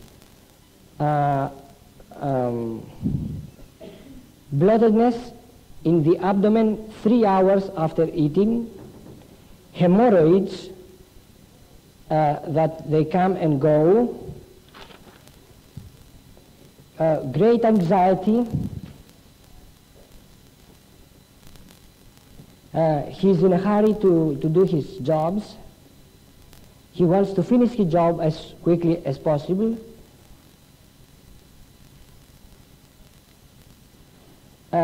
His legs, they have a kind of scales which they are coming out.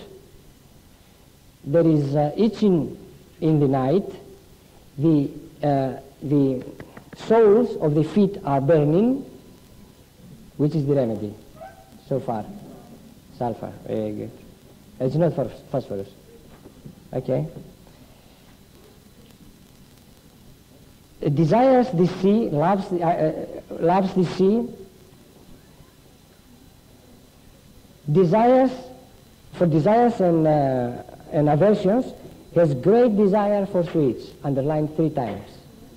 Great desire for sweets, underlined 3 times, and desires lemon also.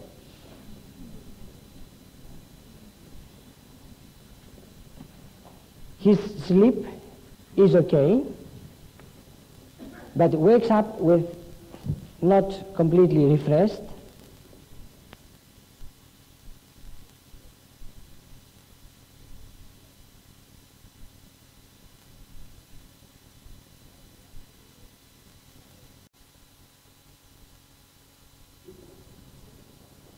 Great irritability.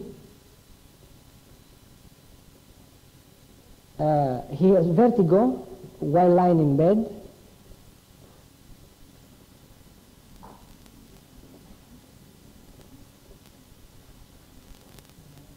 What was the remedy? Medorinum. That's very good. Medorinum was written by the doctor, the suggestion of the doctor who took the case. And the second possibility, he wrote, it was sulfur. The remedy that was prescribed was lycopodium.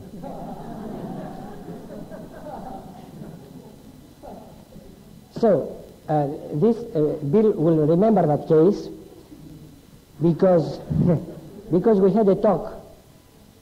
The doctor who had taken the case, he had the follow-up, and he said he had a big reaction.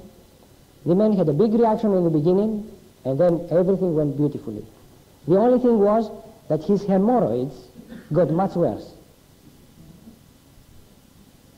Here, this is a sign that you will see very frequently, that in colitis, when we have hemorrhoids, we have the breaking out on the lowest part of the intestines, the breaking out of the whole force of the disease.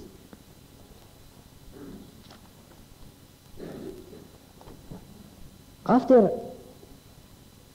2 months, the doctor comes inside, and we were sitting with Bill. He said, "You remember that case? He was doing so well. He comes back. He says he's worse than ever." After 2 months, the patient comes back and says, I'm the same, I'm worse than before. I take the envelope and I see the reaction. I read the envelope. And I say to him, I look the follow-up here. I don't see he writes anything about hemorrhoids. So I said to him, "What happened with hemorrhoids?"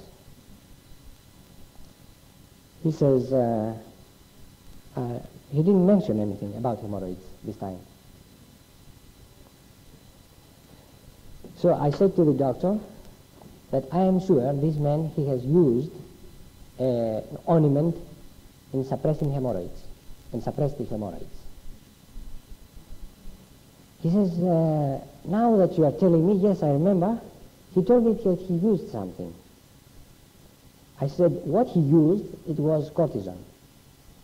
And Bill was in front, and we were discussing. So Bill was intrigued. He said, how do you know that? I said, I'm absolutely sure, and I explained to you why. So we telephoned this man, the doctor, telephoned the man to ask him what was the ointment and whether he used an ointment and what was the ointment. And sure enough, he noted down afterwards here that he was using cortisone ointment to suppress the hemorrhoids. And Bill wanted, he wanted to just telephone and find out if that is so. When what George says it's okay. He always tests me like that. So, why do I say that with such surety? Because when we have such a good reaction on a remedy, we cannot have a relapse within 2 months without the interference of a chemical in the body. It is absolutely impossible. There must have been some interference. And the moment I saw that there is no more hemorrhoids here, the hemorrhoids must have been suppressed. It was very obvious. The hemorrhoids in such a case would take 5-6 months before they disappear. And here, within 2 months, the hemorrhoids were gone. The patient did not think that was something great at what he was doing.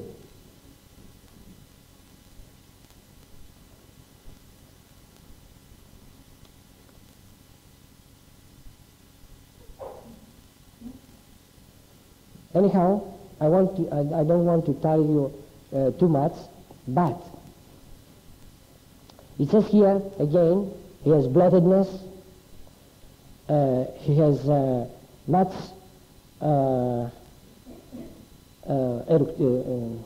gas,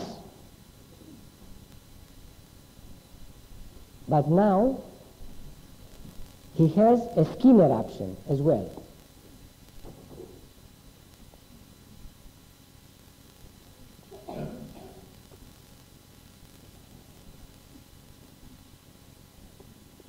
The anxiety is of a lesser degree. Here you must be very careful now. Because here if you make a mistake, you mess up the case. You mess up.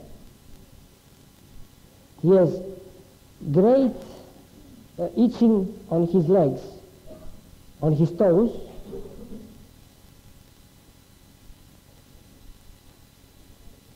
which are burning, and he sticks them out of bed. Desire for sweets is there, but desire for lemon is gone. He doesn't like lemon anymore. His nervous condition is better.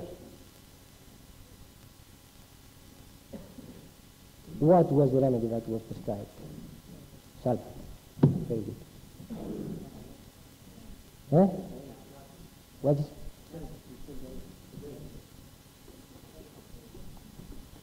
Wait. Other?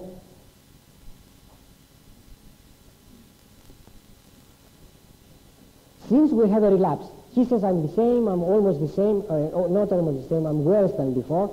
Then later on he admits that in psychologically he's a bit better.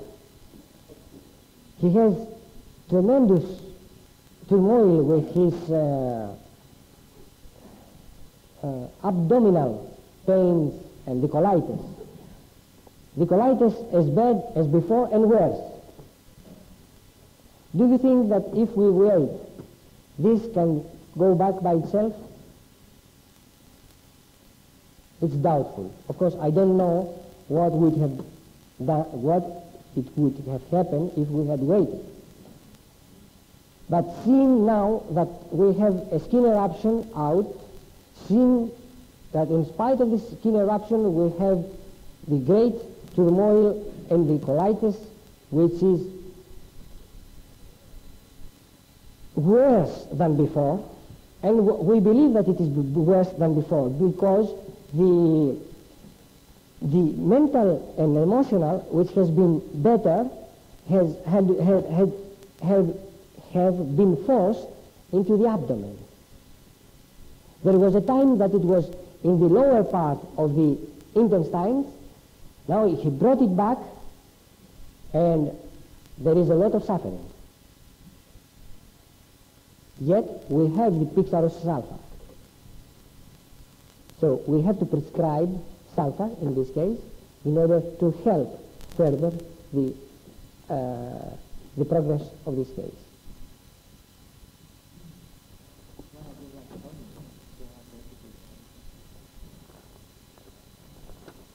Bill asks, why don't we give lycopodium? Because basically we have the same symptoms.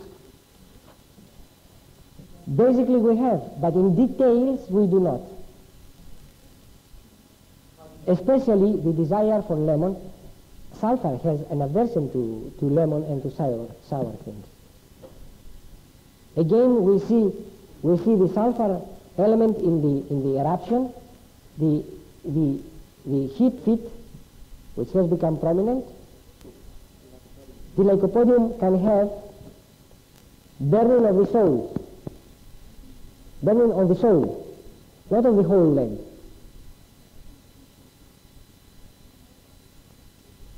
Sulfur has the whole leg, sometimes only the soles, but most of the time the whole legs are hot and sticks them out.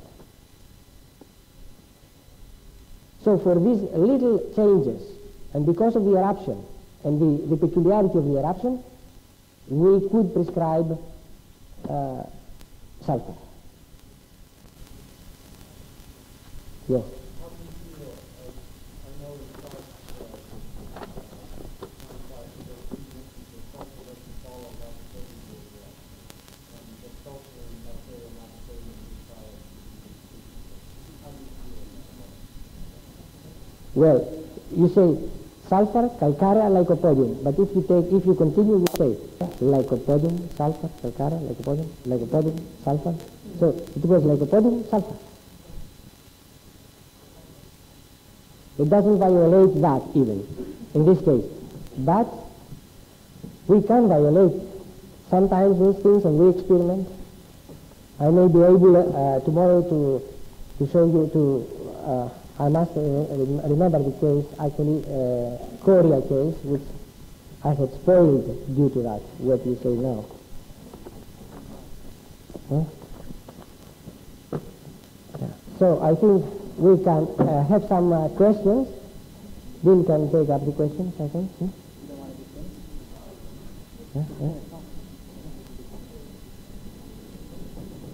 We can have 10 minutes questions. Any questions? Yes.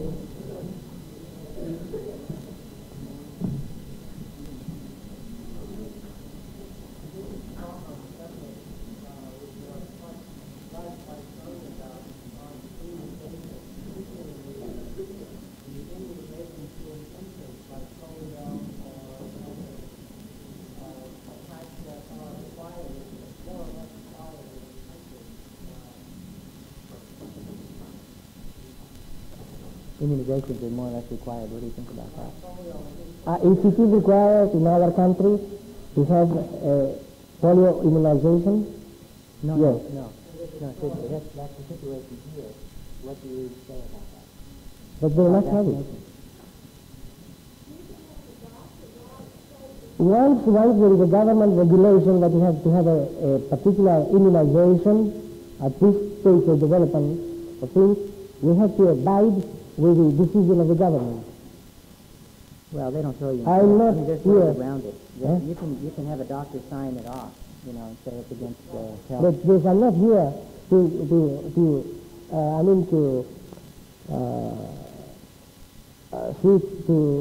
wipe off the regulations of the government.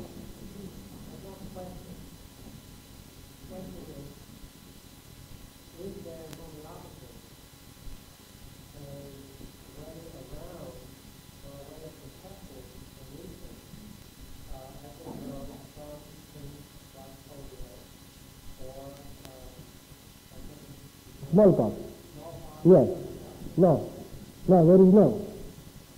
There is no way that we can protect in the way that it's supposed to be protecting the usual vaccine.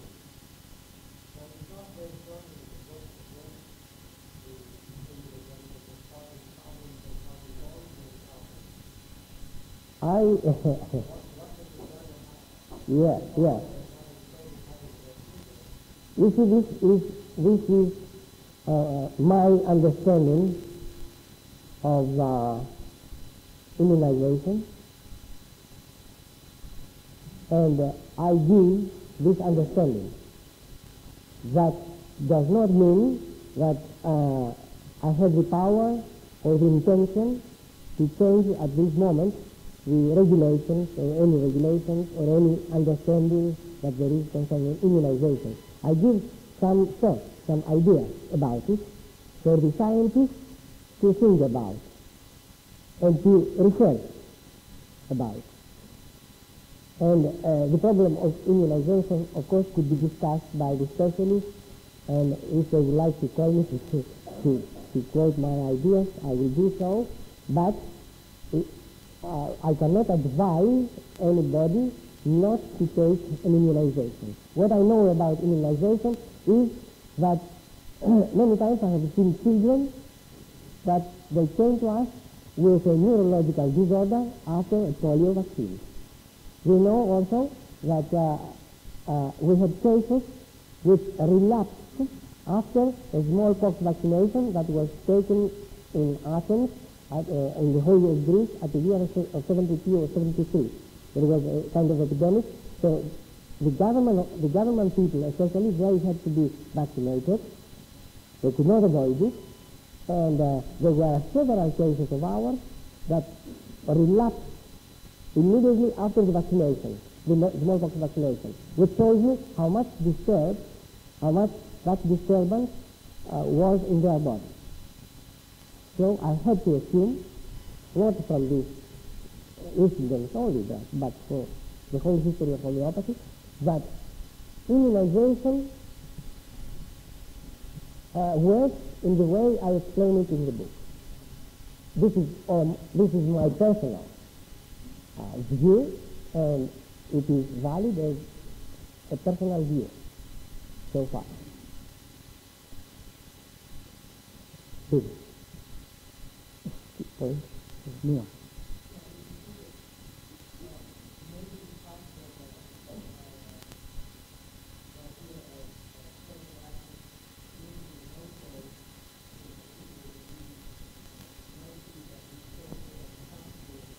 Yeah, that's a very good. You have to repeat the question. Yeah, that's a good idea for the case. Okay. In other words, using the nosode as a vaccine against the illness, is that appropriate? Yes.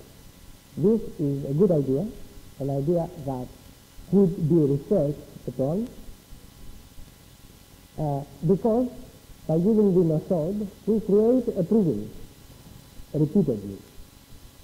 So we may be able, in a way, to protect not everybody, because there again we shall have the question of individualization. But we shall definitely do less harm finally if the protection through an assault or through some remedy in percentage is the same with the protection that is used normally, then we shall definitely prefer a drug which does not have such a long range effect as the immunization drugs which are used today. But this should take a lot of research, a lot of application in order to find out what are the results. Well, while I was in India, and in India is a place where smallpox is endemic, one of the professors of the colleges where I was told me once that there was an experiment where they immunized one city and another city was not immunized on purposes of statistical data. The epidemic, the victims of the epidemic on the two different cities was the same. I don't know how valid it was. I just give it to you as something that was said to me by an Indian professor of a homeopathic college.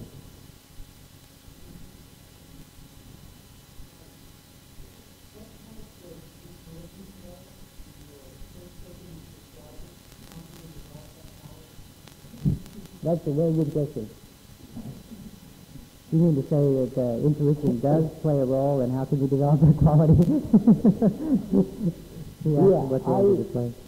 Yeah, I have been asked many times that question, and I have seen people believing absolutely that it was, I had a special intuition that I was prescribed in a remedy, but I can tell you that this intuition came from studying 12 hours a day for 6 years, including weekends.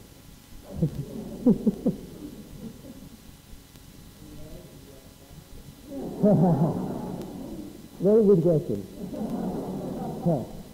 You are a journalist? Okay, then I'll give you the answer. Yes, I'm married, but I do not have children. And I do not have children because I have too many children in the clinic. Let's take one more and then we'll finish. Yes?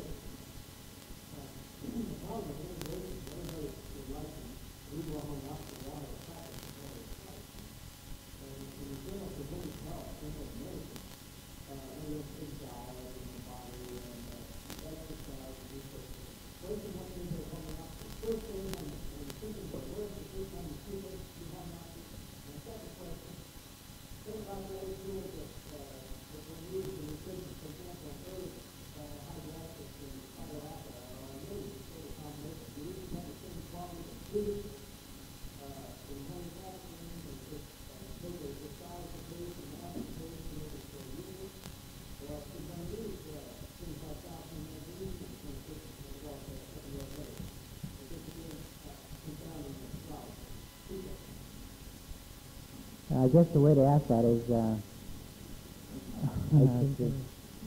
is it possible to mix homeopathy with other practices, such as diet, herbs, vitamins, and so on? Or how would you integrate that into a practice where they're already doing that? Assuming you're a physician that's already emphasizing that, how do you put homeopathy into that practice? Is that what you're trying to ask?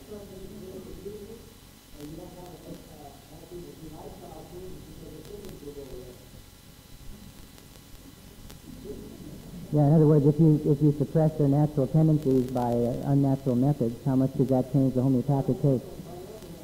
Or by natural methods, okay. Yeah. So the question is whether we take a case which has been taking a lot of drugs. He's talking about if you're a doctor in practice and you're already using these practices, is it possible to integrate homeopathy into that practice? With other practices? Yeah, it's a practical question. You can answer. Okay, yeah, I guess I can answer that question because I've done it myself. I started off as a nutritionist, and I used vitamins. I didn't know very much about herbal medicine, but I used a variety of techniques. What I found in experience was that those techniques had to be maintained in order to deal with a chronic case, and that it was a lot easier for me to learn homeopathy and apply that, with increasing success. And as I did that, the other methods just dropped away.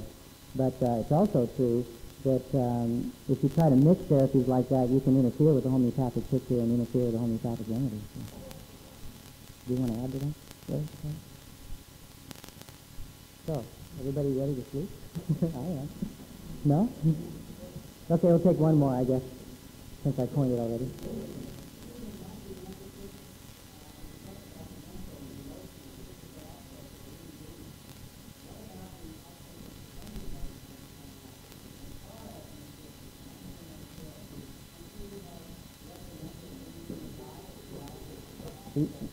Yes. Here enough. We admit all the things which are valid today concerning diet. We do not have our own special diet. We admit the authorities on this field. But I want to make a very important statement. I want very much to thank the person who does that, who brings the flowers every day. This is very nice. Thank you.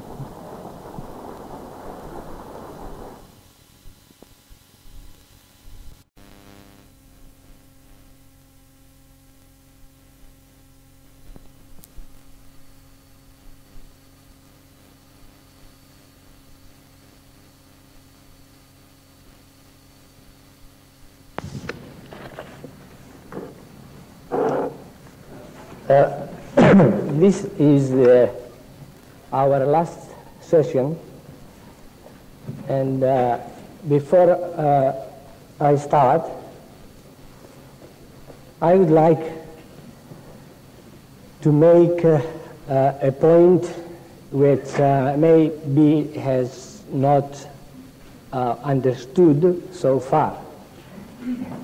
The point is that what I have tried to do until in all this series of lectures is not to teach homeopathy. What I try to do is to show you that perhaps there is a deep scientific way of dealing with homeopathy, and if we are convinced about it, that we must do something to make it grow and be available for more people.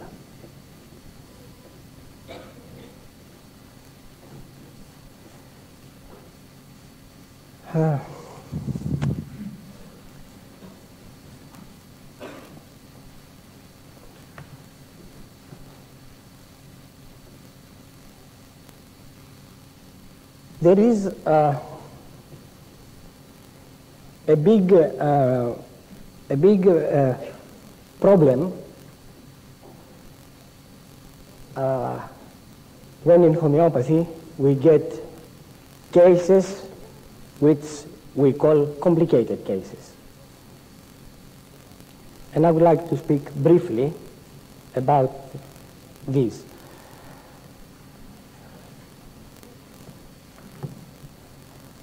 Usually in the practice of a doctor,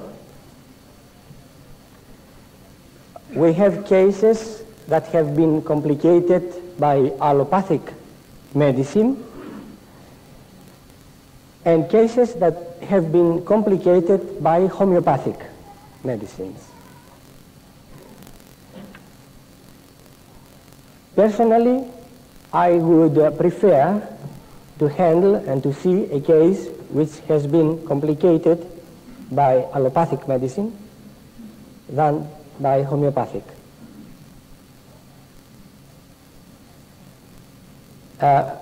My experience is that the biggest failures that we had, I personally had, were with cases that were complicated and spoiled by homeopathy. The peculiar thing is that cases that have been complicated by allopathic drug, they feel bad. Cases that have been complicated by homeopathic drug, they may feel better in some ways.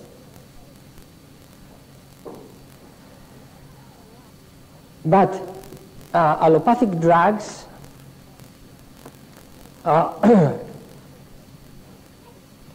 do not interfere very much with the energy level,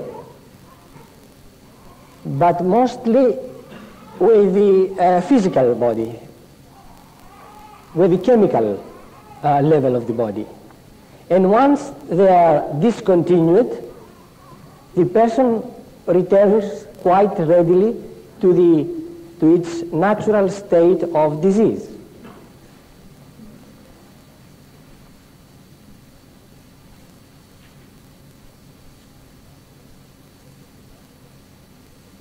So, complicated cases allopathically complicated cases are those that have been taken for a long time continuously allopathic drugs. What are you going to do with them? You see, we cannot talk randomly about all these cases. There are different categories of diseases about which we can talk in complicated cases allopathically.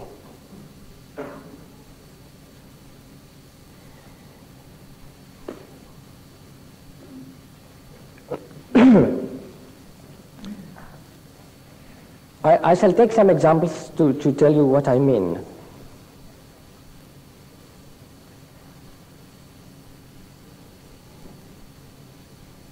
We had a case, a case of epilepsy walks into the office and he relates you the whole story. And he says that 5 years ago or 10 years ago there were seizures and then there was an encephalogram and the diagnosis of epilepsy was put on this case and he was put on epileptic drugs. Since 5 years, he has been taking drugs. So the information that you may have is, at this moment, that now under these drugs I'm taking, I have a seizure after every 3 months or every 6 months. The other information you can get is about the initial seizures, how they were, how frequently.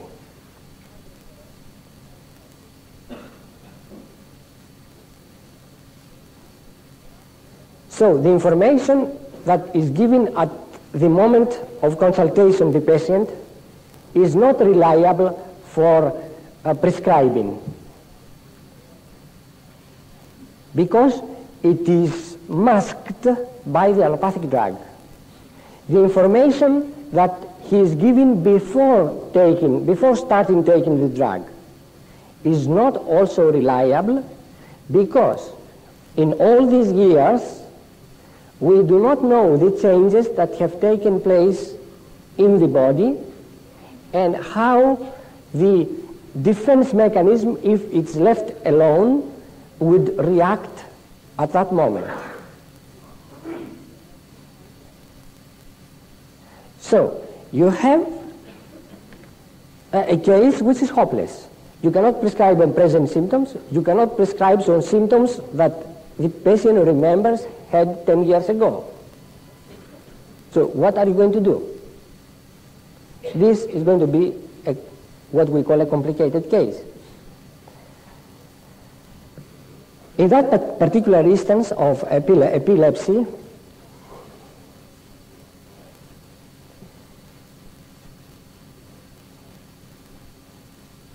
you may decide to take away the drug from the patient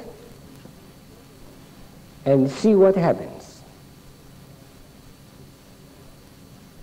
There are cases which are so severe that as soon as the drug is withdrawn, within 2, 3, or 4 or 5 days,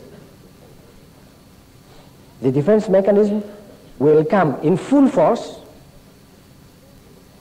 and will retaliate for being suppressed all these years. And you may find that the person, instead of having originally a seizure every month when he first started taking the medicine, now he has a seizure every 3 hours. You can have, we had a case where we did that, and the patient reported 10 seizures, 10 or 12 seizures a day. Some minor, some grand mal. When I say minor seizures, I mean he would still fall down, but not take too long to come back to his senses. Within 10 days, these men lost 10 kilos, 12 kilos, something like that. When he came to us and we saw him, we did not recognize him, because we told him, okay, for 15 days you stop the drug and see what happens. We never expected that the seizures will be so one after the other.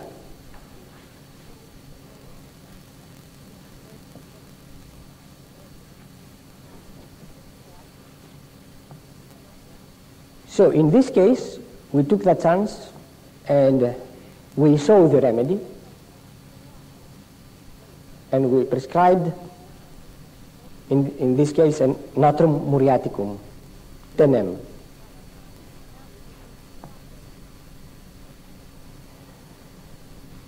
What happened is that this man was doing well for about 3 months.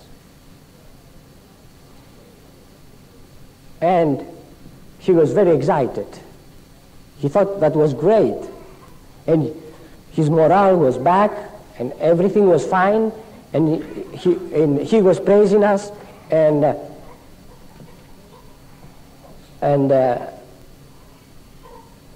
we thought everything was going okay. But after 3 months, after the elapse of 3 months, there started a relapse. Not of the intensity of the previous one, but 1 seizure a day. It went on for 3, 4, 5 seizures, 3, 4, 5 days. Then he came to us. We had a picture of 3, 4, 5 seizures which were different now from the first one, different in character. And we prescribed a remedy. With that information of 5 days now we had. the observation of 5 days, there was no effect. He came after 15 days. That means 10 days after giving the second dose. There was no effect. The seizure was continued. We prescribed another remedy. No effect. Eventually, the man had to go back to his original drugs.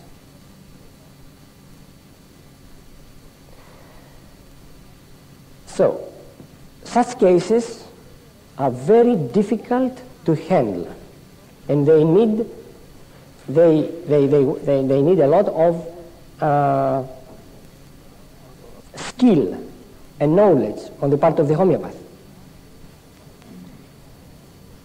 And we must not think that we can cure anything. Perhaps if we have found the second remedy in this man, perhaps we could save him. Because, of course, I've seen other cases with epilepsy, especially in young people, where the encephalogram is affected and the encephalogram changes and becomes normal, and the child has no seizures anymore. But in these cases, the seizures are rather mild. There is a grand mal. We don't talk about petit mal. Petit mal is a condition which is easily manageable with homeopathic treatment. We talk about grand mal. But grand mal can be of different intensities. So once it is recent and it is not gone very far, we can stop the drugs and give homeopathic treatment, and they do beautifully. I've seen cases which look like epilepsy cases after concussions. These cases, they do well. You can take them away from the drugs and they will do well. But when you see a case of 10 years taking heavy drugs in order to control the seizures, in spite of that, the seizures are still coming, even if they are apart, every 2 months, every 3 months. You have to be careful, because once you stop the drug, the seizures may be continuous and maybe a status epilepticus, and you may even have a death if you do not know what to prescribe. So these are cases to be handled only by MDs, and I would say MDs that have specialized in neurology. We take other cases which are complicated, which are the heart cases, heart diseases. These cases also present a great problem for the homeopath, because then the homeopath has to know the pathology, has to be able to diagnose what is and to what extent is the pathology in the heart before he can think of saying, take away the drugs.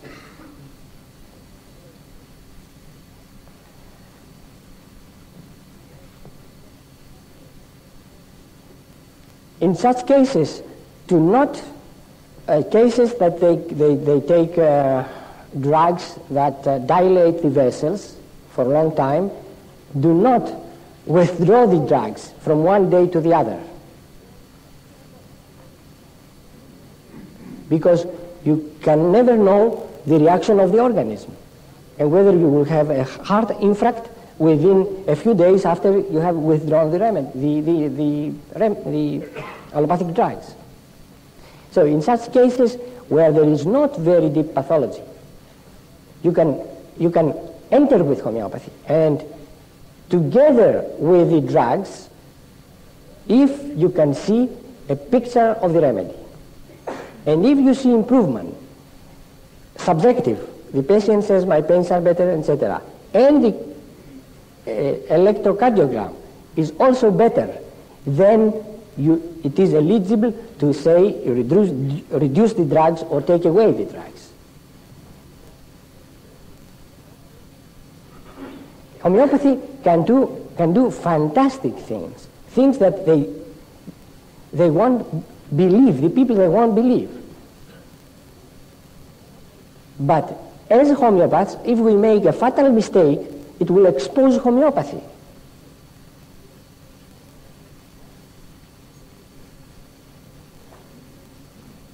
I remember a case that after rheumatic fever, there was a valve. The valve insufficiency, and the lady was forbidden to have a child by her cardiologist because, according to his opinion, was a matter of life or death. This lady came to me to be treated, and before I started treatment, I sent her to a cardiologist, a friend of mine, and I said, please have a cardiological checkup with an electrocardiogram. He did that, and he said, yes, there is a valve insufficiency. She should not have a child and all that. I said, okay. I treated her for a year. Then she was coming from far, from Athens, from a place. Then I made an appointment for her to see the cardiologist. So when I told him that I'm sending you the same lady to check up to see whether the valve is working, the valve is supposed to be destroyed after the rheumatic fever. He said to me, but what are you talking? I mean, are you sane? Do you really believe that the cardiogram may show a difference? I said, I don't believe, but please check. So she did check up. And the answer was that the condition was the same, pretty the same. I said, okay, we continue treatment. She continued treatment for another 8 months. And then she went back to the cardiologist, and he had examined her again, and he saw a difference in the cardiogram. So he made her, she exerted her, up and down, and then had another cardiogram. And the cardiogram was not affected. And then exerted her further. And then he telephoned and said, okay, this woman can have a child. And she did have a child. The child is about 6-7 years old now. I mean, these things, when are said to a cardiologist, he will think we're making stories. Yet homeopathy can do such things if we find the right remedy, if always we follow the right path, the right track of remedies, etc., etc. What about if we do not? And lightheartedly we'll say, okay, you are under homeopathic treatment now, you can do anything you like. Go and have a child.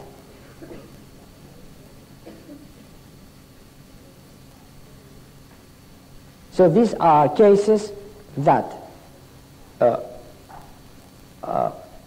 should be dealt only by very experienced homeopaths and homeopaths who are having a very good knowledge of pathology as well.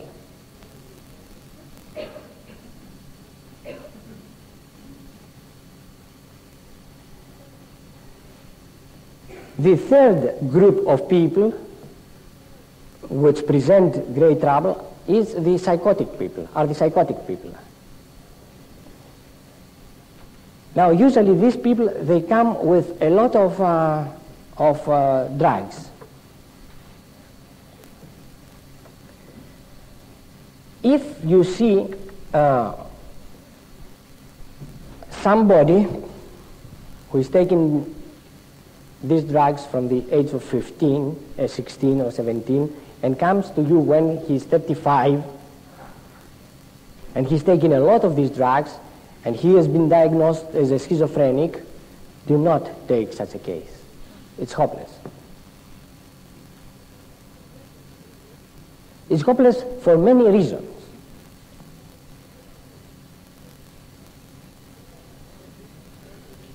Again, I will relate to you my experience in that, in such a case. There was such a lady. She came with heavy drugs. The doctor said, we are sorry, we cannot give you homeopathic treatment because we are taking all these drugs, and homeopathy does not work together with all these drugs. They beg, and they said, no, we cannot do anything. And the people, they left. They went home, and by themselves, they stopped the medicine on the lady. She was about 30 years old. They stopped the medicine by themselves, and after a week, after stopping the medicine, they came back to the office, and they said, here we are, we stopped the medicines. The doctor, one of the doctors of the clinic, said that we should stop the medicine and come back for treatment. And I was called in that consultation. I said, who said? So I called in the doctor. The doctor said, no. I said, we cannot give you treatment because you are taking these drugs. I didn't say stop the drugs in order to give you treatment. It's a different story. And then they begged, and they said, please, we stop now the drugs. Now she's not taking drugs. Please do something. And they pressed us so hard that I said, okay, let me take a chance. I took the case, and the remedy was derispinata. Okay, who would be the homeopath that would prescribe that remedy?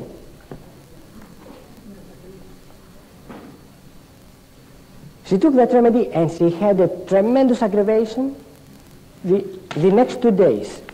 The next 2 days. She fell down. She had kind of epileptic seizures with smashing things and all that. The third day, she came out. The fourth, the fifth day, she was practically okay. It was something that we couldn't believe it ourselves. Of course, this lady, she had been a schizophrenic since the age of, she was taking medicine since the age of 18. She was 30.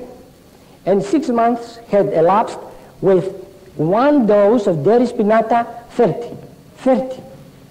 1 dose of derispinata 30. We couldn't believe it.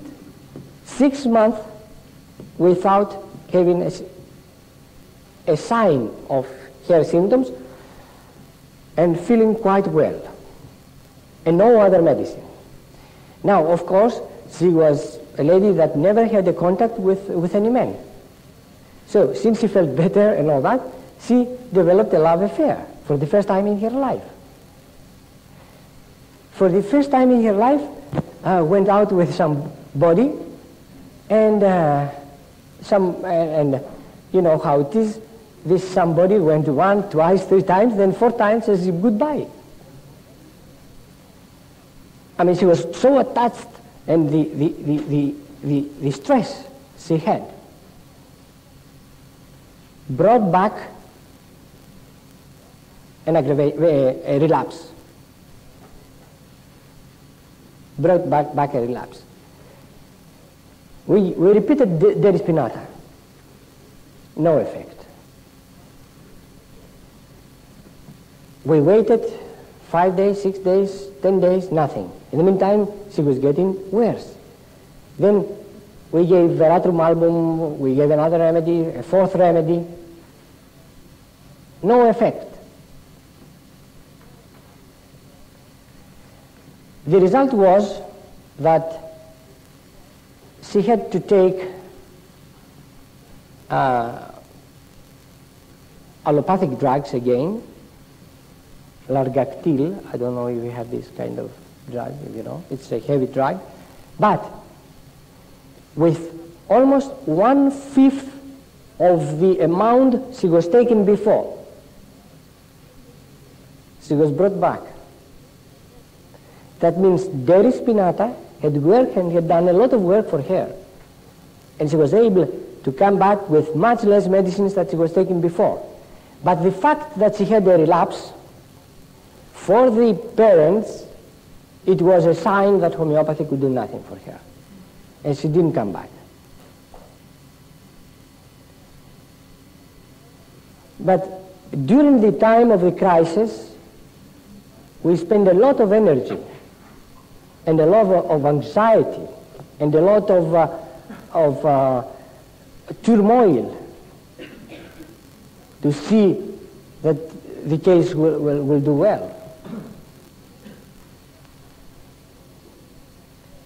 Of course, that was a case that we would not have been taken in any case. We cannot, at this moment of evolution, if homeopathy was the normal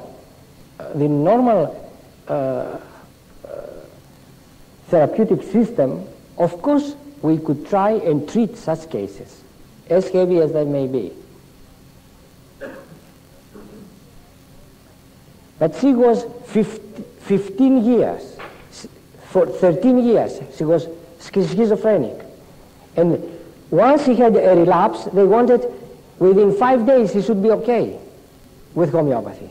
15 years, she was a schizophrenic, under tremendous drugs, that was okay. But now 5 days, and didn't come back. I mean, why? They never had any gratitude for having 6 months free of any medicine, of any symptom, living as a normal person. And if it was not for the shock that she had because of the love affair, we might have saved that patient. I'm not sure, and I cannot say. So this type of patients are not to be undertaken and treated by homeopathic treatment at this stage, especially for those that are not very well qualified. And I myself, I do not consider myself well qualified to handle such deep cases.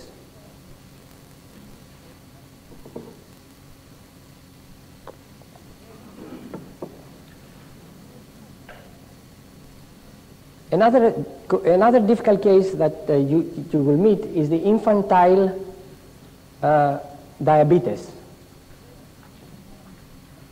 There, the diabetes is controlled only with high amounts of insulin. If you cannot stop the insulin,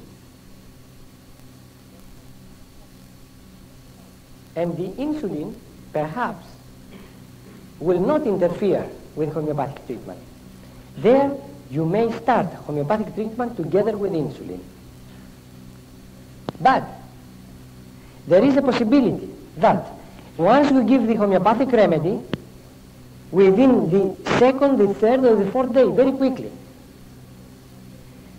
the pancreas starts working, produces the amount of insulin the organism needs, at least in great quantities. In the meantime, the patient keeps on taking insulin, and you may have a collapse.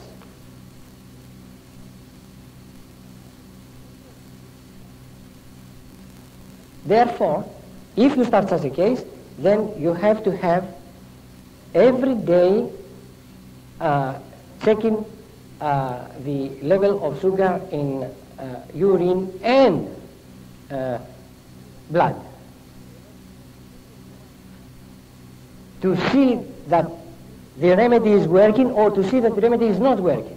If you see that the remedy is working, then you start bringing down the amount of insulin. The same thing can happen with the thyroid patients. You can start treatment together with the thyroxine that they may be taking.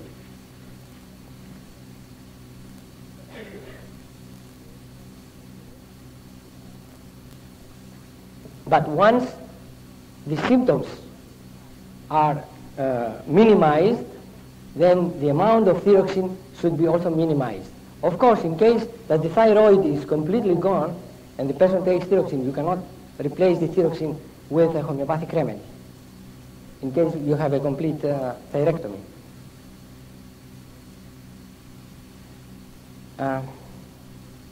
Just a moment, we shall have questions at the end of the session. I'll leave a lot of time for questions because we have a few things to discuss and perhaps there is not going to be time.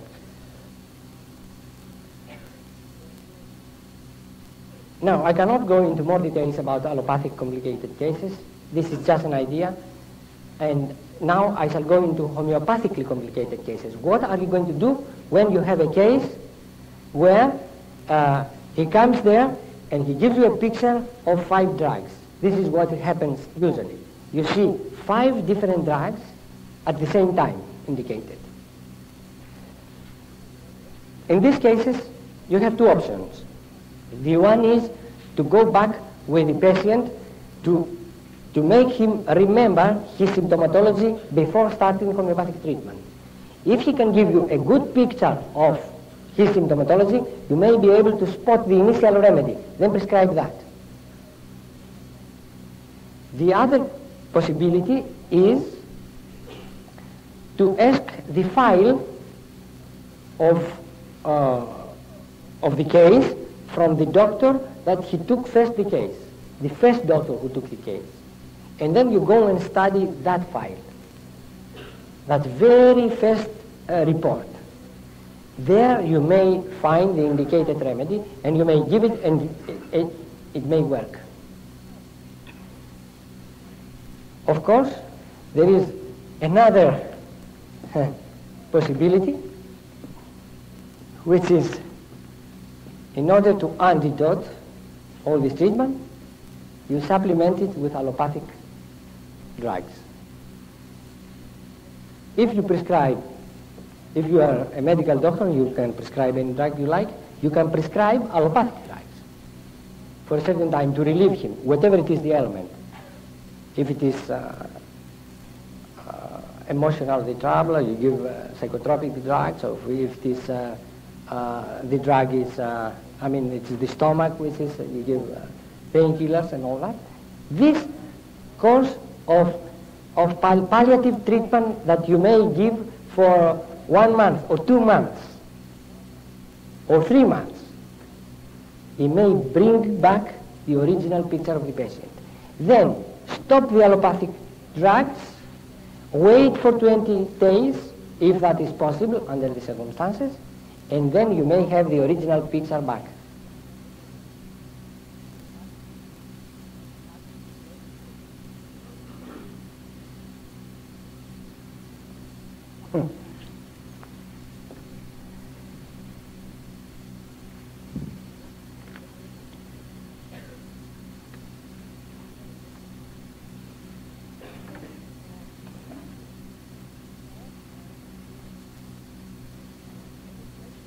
There is another possibility also, instead of giving allopathic drugs, that give coffee, allow the patient to drink coffee.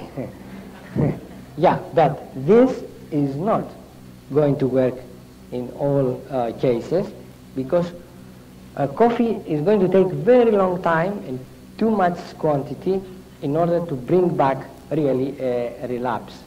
And coffee, it's not good for other reasons, because you may be prescribing coffee to a patient who does not need stimulation. He's overstimulated already. So if you give him coffee, he will be overstimulated, cannot sleep at all in the night, and things like that, and you will have complications. So the best thing, if you know allopathy, you give the best allopathic treatment for the case. And then you may find a complete relapse, as we call it. The patient may have lost his initial pains, and his initial pains might have been replaced by different other elements due to homeopathic treatment. But he's not well, has not changed the level in his health. This is important for homeopathy. It's not to have 1 or 2 or 3 symptoms removed from a patient.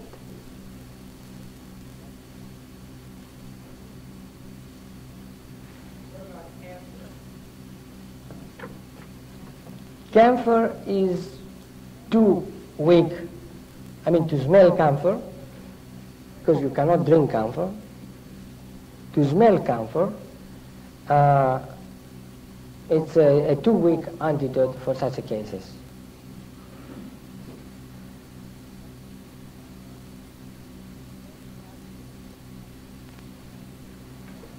So I would like to speak to you a little bit about the materia medica.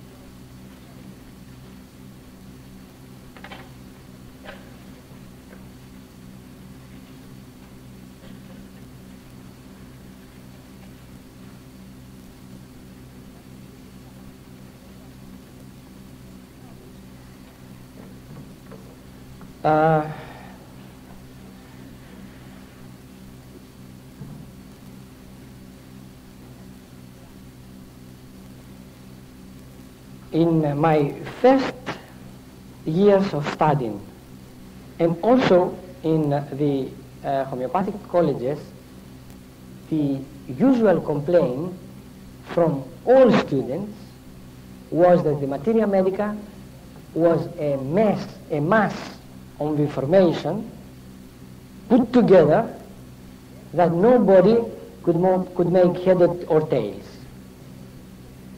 That was the usual complaints from all students, and they could never, the professor was coming there, he was relating symptoms one after the other, and in the end nobody would remember anything, or would remember a few things.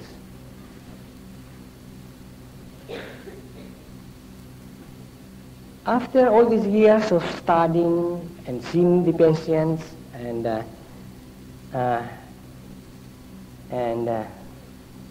meditating, I mean not with the spiritual word, I don't want to be misunderstood. Meditate, I mean I just gave thought to the matter.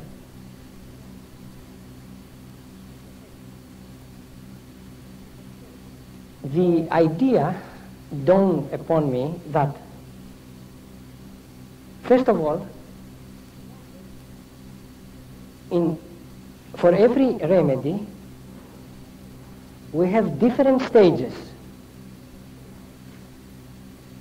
So, in every stage, there is a kind of symptomatology. If the person progresses to another stage, which is deeper, we have another kind of symptomatology. And if it progresses further, then we have another kind of symptomatology. The confusion was coming from mixing the symptoms of the different stages. Another thought that dawned upon me was that each remedy had a central theme, a central idea that should be grasped by the practitioner and utilized in prescribing.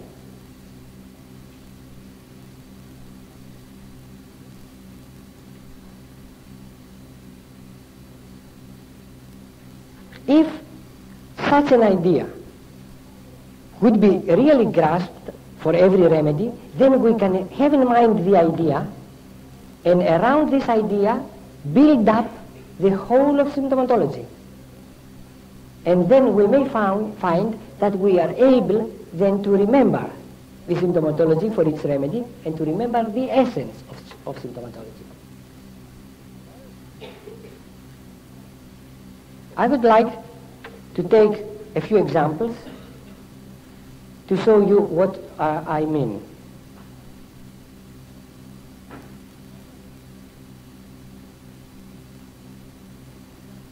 I should like to talk to you first about platina.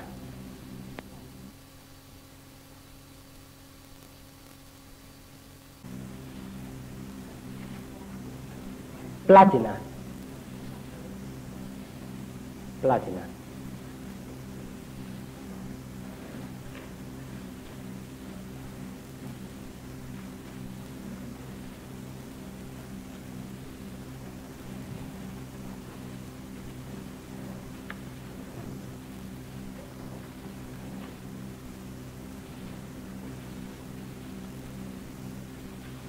After seeing cases that we needed platina to prescribe, and I can give you an estimation how frequently platina is prescribed, at least in our clinic.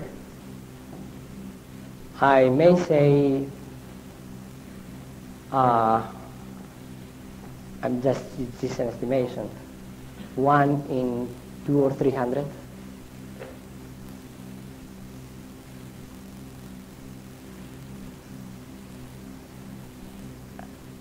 After seeing all these cases, the idea came into my mind that the central theme for Latina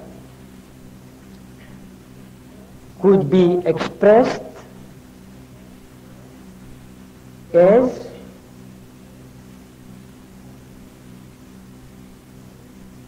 exaggeration and distortion. So, the only thing that we have to remember about Platina are two words: exaggeration and distortion.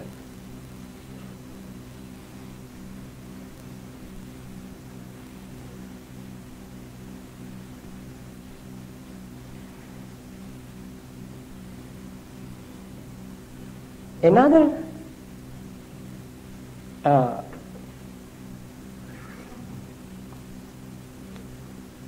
immediately the question comes upon the mind: where is the exaggeration? In what part of man?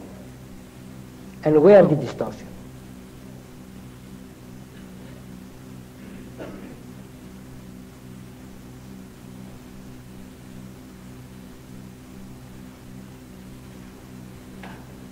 It is an exaggeration which refers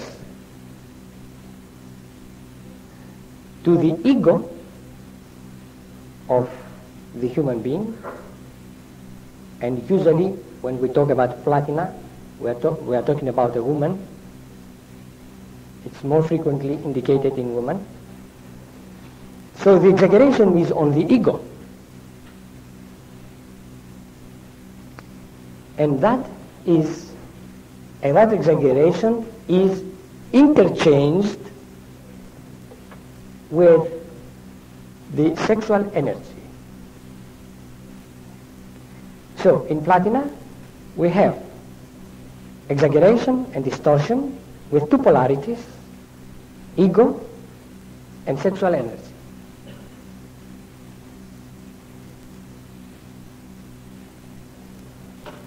This idea now will make it very clear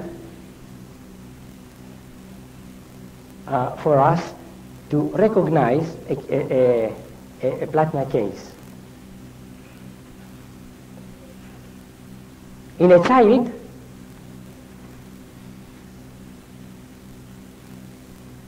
we shall see the exaggeration of ego. What we shall see?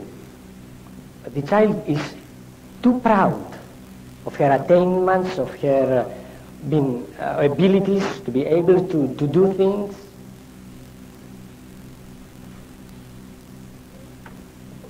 When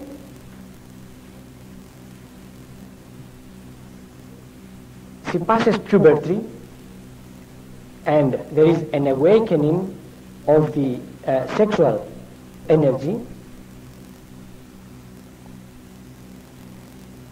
two things can happen in that child, according to the education she has.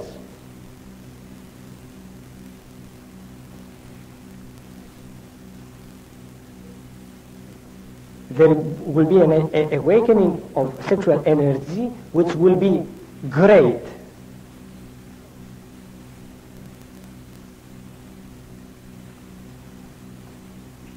But the child had this great image of herself already.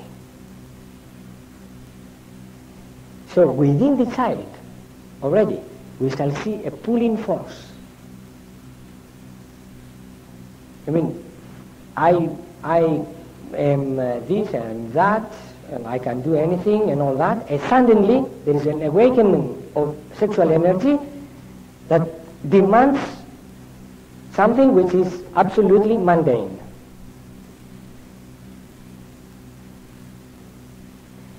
And there is a starting of torment inside the child. From the one point, the ego does not want to give up into mundane affairs like that, and on the other On the other hand, the exaggeration on the sexual energy is such that will drive her to have sex affairs, to have relationships.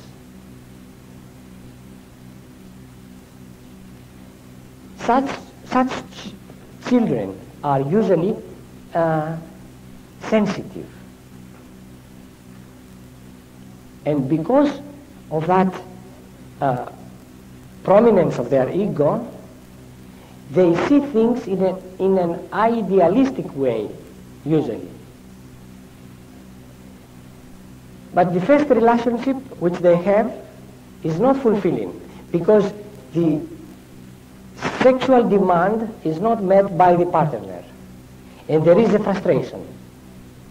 And then there is a second love affair, and then a third love affair, and then a frustration, and a greater frustration. And inside that individual, there is a constant battle between idealism and materialism.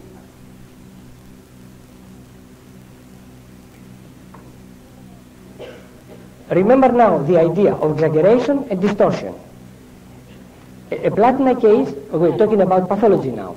A Platina case is going to develop some pathology. Where that pathology will go, that is what we are interested. So we shall see eventually that the pathology, we shall center it in two parts. If idealism is stronger than the sex urge, will be suppressed, and all that sexual energy will be transformed into a kind of exaggerated ego. So we see the repertory haughtiness. It becomes very haughty.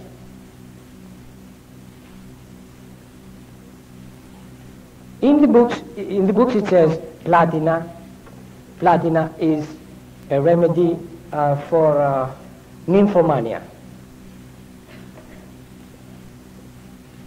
When we have nymphomania, when we have an exaggeration and a perversion on the sexual sphere, then we have the mental free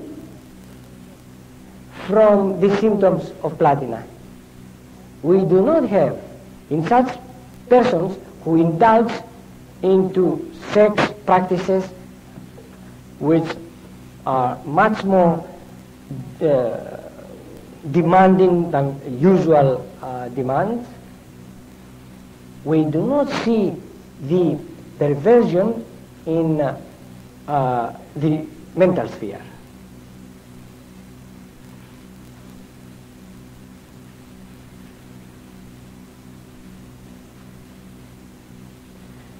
So, the idea is that a Platina believes that what she has is bigger than the others. When it is that expressed in sex, she feels that she gives more than she takes. And she is always frustrated in her relationships. When that goes into the mental sphere, she feels that she is more excellent than anybody else. That in both spheres can be worse and worse until on the sexual sphere we have perversions, we have sexual perversions, and then in the mental sphere, we have mental perversions. And then we have the symptoms that she feels her head becomes bigger, her parts of body to be exaggerated, the whole body feels big, while the others, they feel far and small. I remember a case which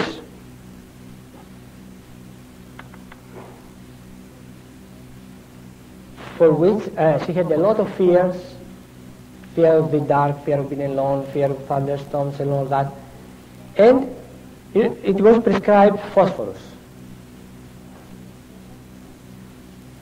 Then nothing happened, and she came back, and she wanted to see me because she had something to say that she could not say to the doctor. They did not have enough contact, or I don't know what has happened. She had not said it, she had omitted. So she came and told me that, she says, I don't know if I'm going crazy.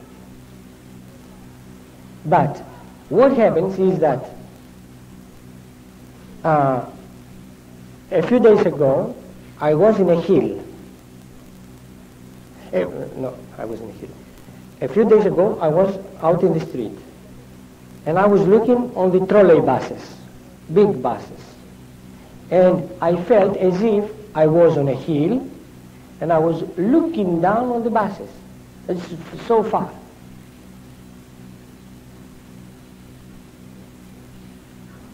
She had been waking in the night,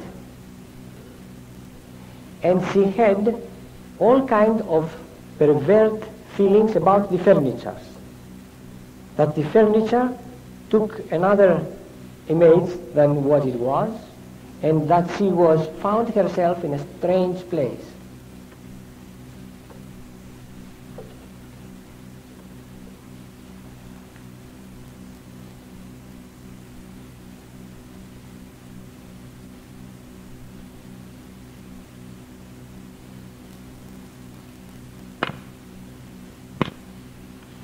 It is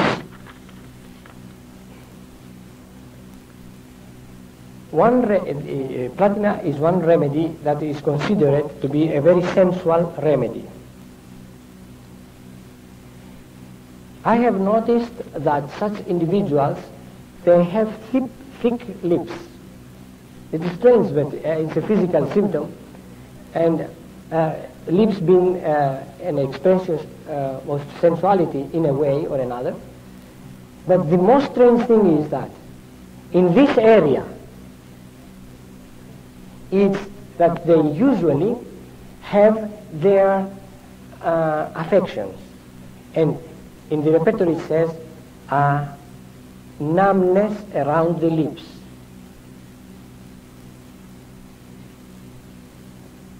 This is not exactly a numbness, it's a peculiar sensation that sometimes would be described as if I cannot express what I want to say due to mechanical reasons on my tongue or my lips. Or that I may have a brain episode and I shall be paralyzed in my lips.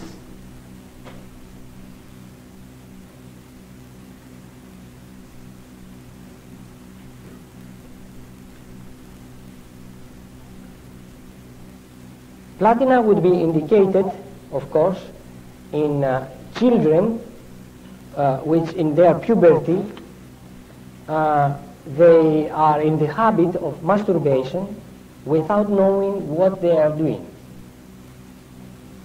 Usually such children, they will go somewhere near a furniture or something hard to press their genitals, and it is a local irritation which brings about the excitement.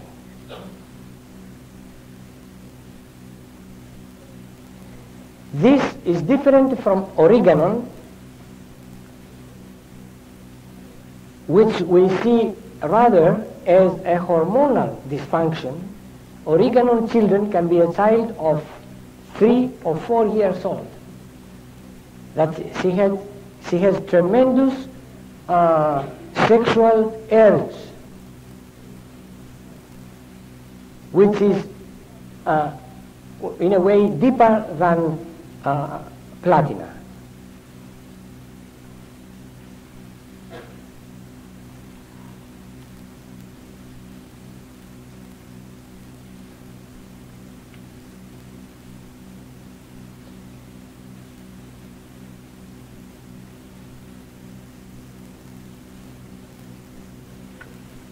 So when these exaggerations, they go further into the mental spheres, they pervert so much the mind that platina wants to kill her own child, the child which she loves most from anything else.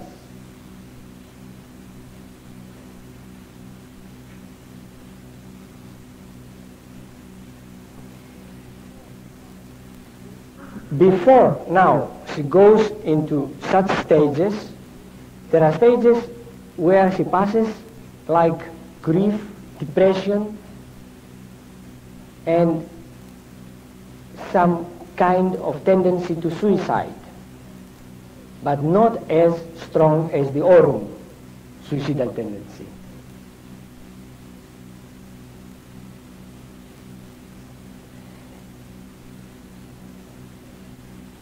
These emotional disturbances she will get during the time of the conflict. Once the conflict is settled, either it will go to sexual perversion or it will go to the mentals.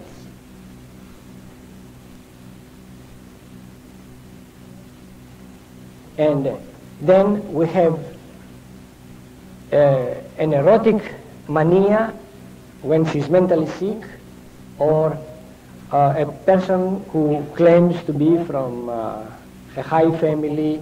I mean, this exaggeration of ego becomes completely out of proportion. We have a completely insane person who says, I'm coming from a royal family, or I am the prime minister, or ideas of grandeur like that.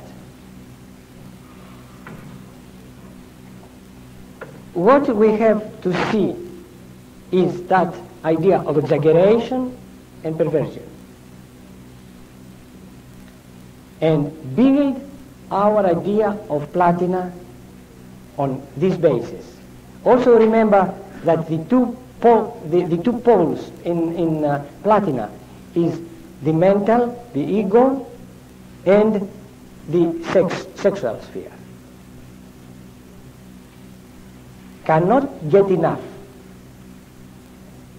Thinks that has more than she takes, gives more than she takes. Now the little details now you can find in the repertory. In the repertory you can find all the little details about platina. This is not important. The important is to have spotted the heart of the remedy, to have understood the heart of the remedy. Once you have understood that, you will recognize it in the patient as he talks with you. Now, seeing the essence of remedies in this way, can somebody tell me what would be the essence for arsenicum, album?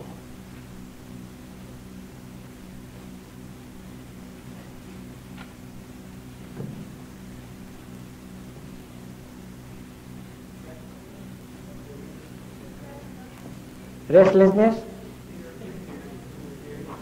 Security. Insecurity. Insecurity. You must have read the paper that Bill sent you. No, I don't want some information. Yeah. I see. Which paper have not sent them? With the, Mercury? Mercury? You have not sent? Yeah. That was good, yes. Okay. Okay, you got it.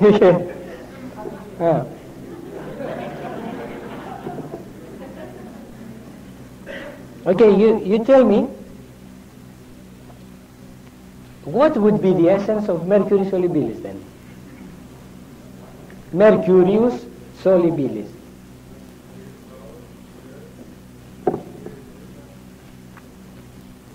Distraction. Who said slow? Slow? Slow, sluggish, retarded. Impatient. Irritableness. Perverse.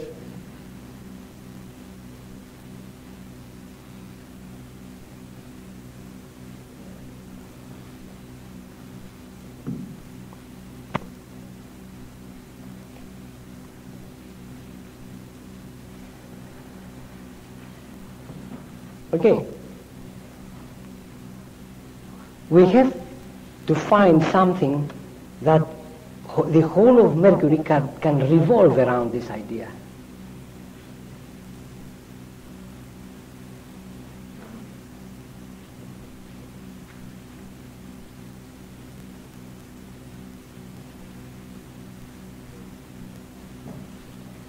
There is lack, you can determine it like that, lack of reactive power,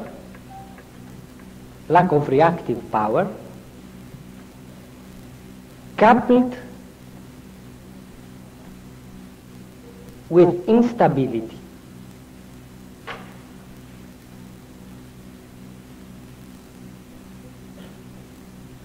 I mean, meditate upon these ideas. Lack of reactive power coupled with instability.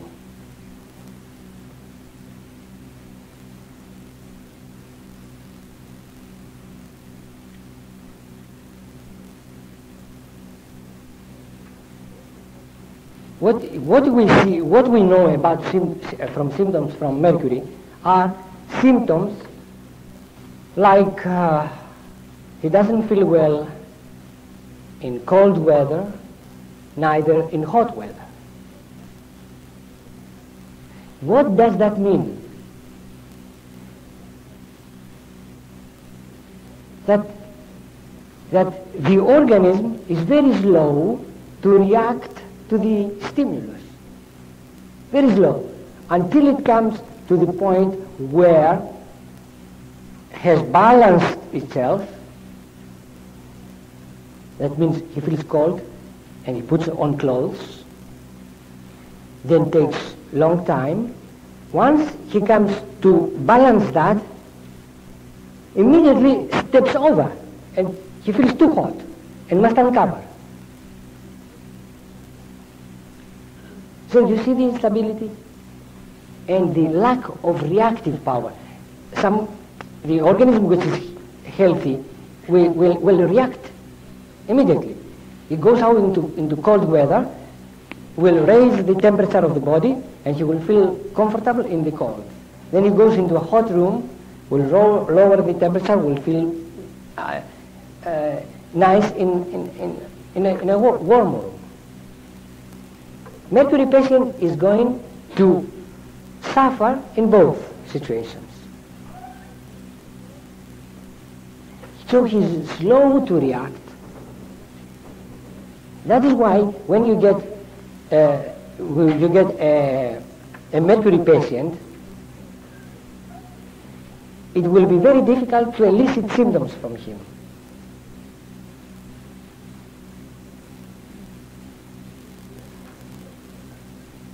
You will be asking him questions, and he will take long before he can think and answer you.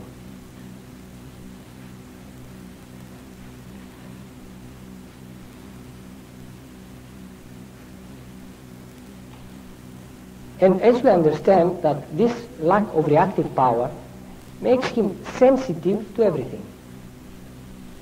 He's exposed to every stimulus. Every stimulus can move him, can do harm to him. He cannot readjust.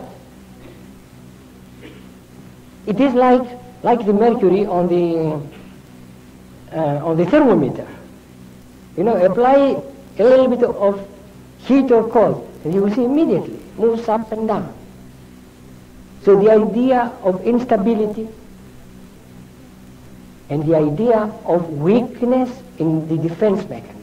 That is why when you have these charges which are offensive, which are taking long years, the charges of long, steady, offensive, we think of mercury. Because there is no a real force to bring about an abscess, to make an inflammation and throw it away. It keeps on and on and on and on, and then it spreads, bigger and bigger. You see, then they say in the repertory, spreading ulcers. What is spreading ulcers? That means there is no reactive power, and the organism is at the mercy of the tumor, which is spreading and spreading and spreading, and then there is decomposition. That's why we have this very offensive perspiration, offensive smell on the discharges of mercury. Think what it stinks mostly. It's a corpse when it's down there, there's no reactive power, and from within 3, 4, 5 days, stinks a lot. Why? There is no reactive power. If there was reaction, the smell would be gone.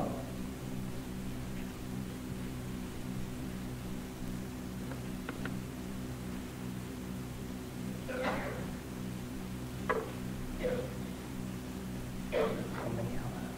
1 hour must be.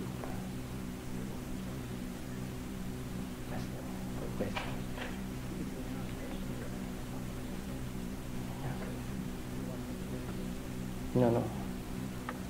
I don't think we take a break.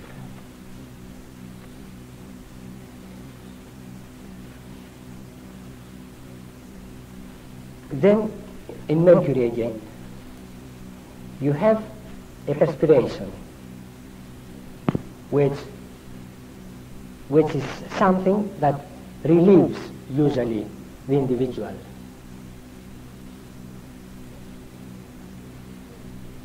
Mercury cannot take up this change, and he feels aggravated even during perspiration.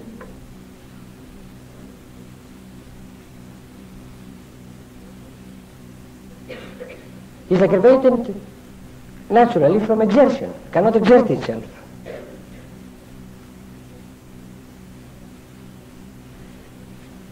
And you will find very few ameliorations with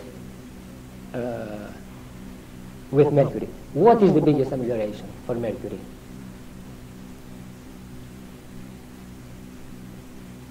Anybody tell me? There are very few symptoms in the repertory which say mercury is ameliorated. What is? Motion. No.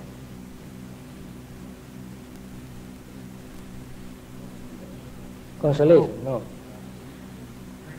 Now, I want to think you. I don't want to look in the repertory. I want you to think. Sleep. Lying down. Mercury is ameliorated by lying down. If an individual will tell you, I'm always tired, I cannot do anything, I just want to lie down, then think of mercury. Of course, there is another remedy, which is ameliorated by lying down, and you all know it. Which is? Sulfur, no. Sulfur is aggravated by lying. Bryonia? No. Seren? No. Manganum.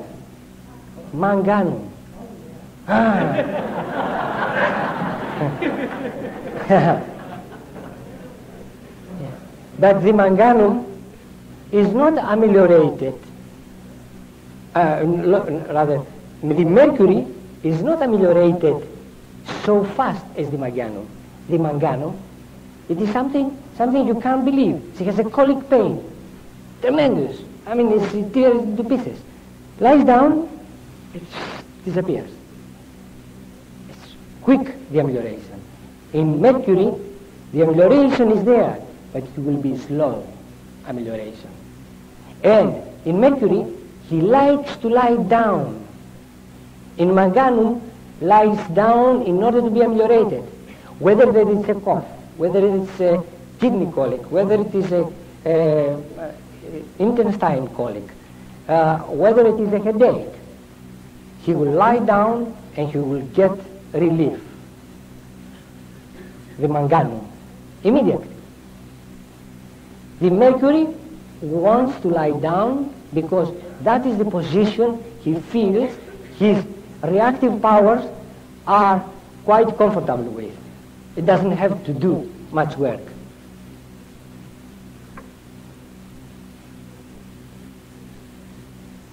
See also, I mean, you go to the repertory and you see in the repertory, for instance, weeping alternates with laughing in mercury. In mercury. I mean, how you would imagine now that could happen? Because Ignatia has that also. And how just by one symptom would differentiate if the person says, I come to times where I laugh, I had a nervous laugh, and then it turns out into crying. Even by one symptom, you have the possibility to differentiate one remedy from the other. I mean, we know Ignatia, how hysterical it is, how quick is in acting. So you would expect that laughing and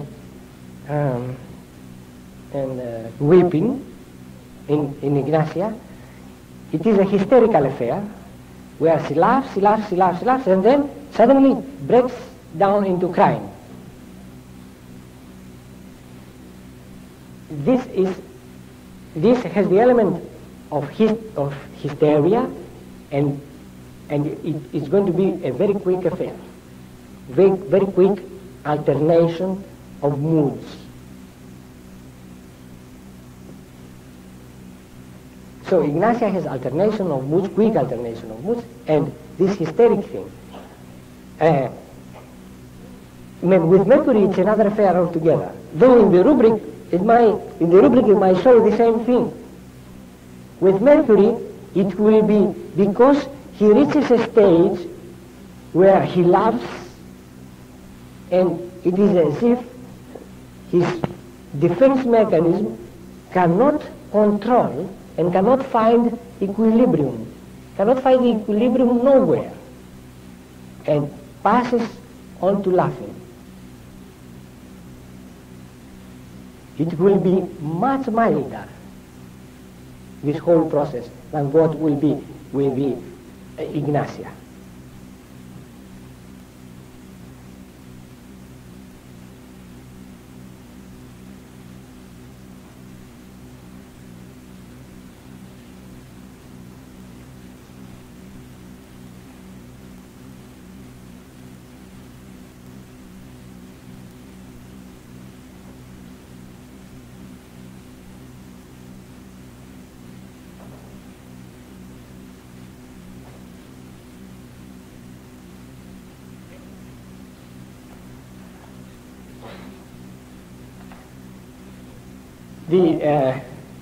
I just remembered the instability of Mercury, the idea of instability, which can be physical, just to remember it. I mean, I told you the thermometer that comes up and down with the little changes but break this thermometer, let the mercury lie on the table and try to catch it. You see, it's completely unstable. You catch nothing.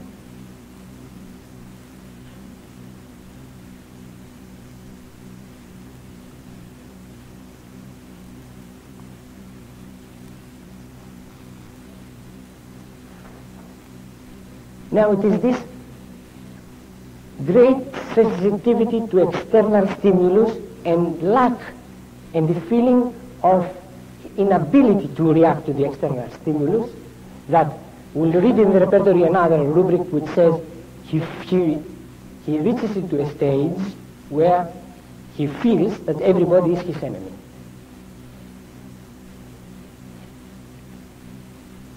Everybody is his enemy. Now, I mean, he has been so weak to react and to cope with the situations, and finally comes to the conclusion, when that comes into the mental stage, that this is a situation where everybody wants to do harm to him. Everybody is his enemy.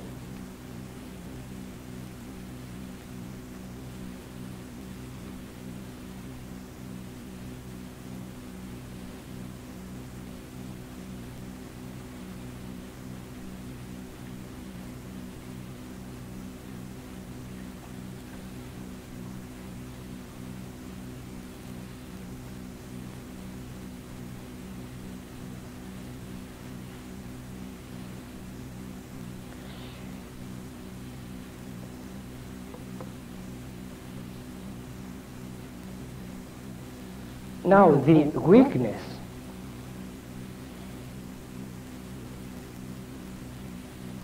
and the feeling of inefficiency in reaction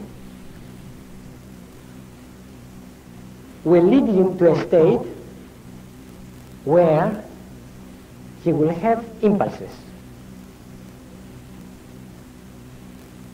I mean, a person will have impulses to react, impulse to smash, impulse to kill somebody. When it's suppressed for a long time, it doesn't feel able to cope with the situation, then it comes to a point where this inability to cope is expressed by an impulse.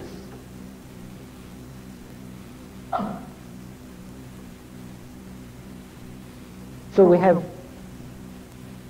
in the repertory symptoms like impulse to kill.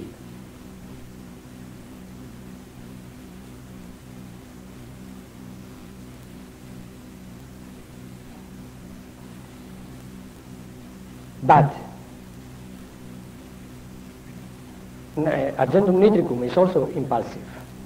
But it's another kind of impulsiveness altogether. The argentum nitricum impulsiveness will be manifested very easily, and it will be an extrovert.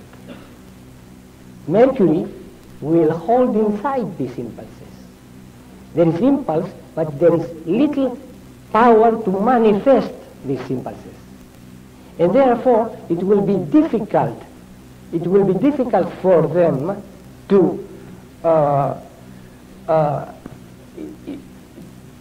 to express it, and difficult for the doctor to get the symptoms, to make a Mercury a patient that many times he has impulses to kill even his children, but people that he loves very much.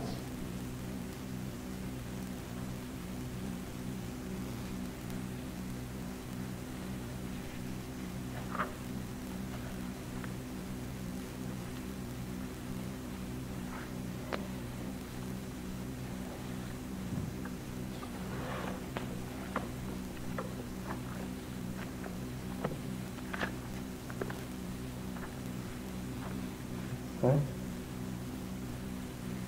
Yeah.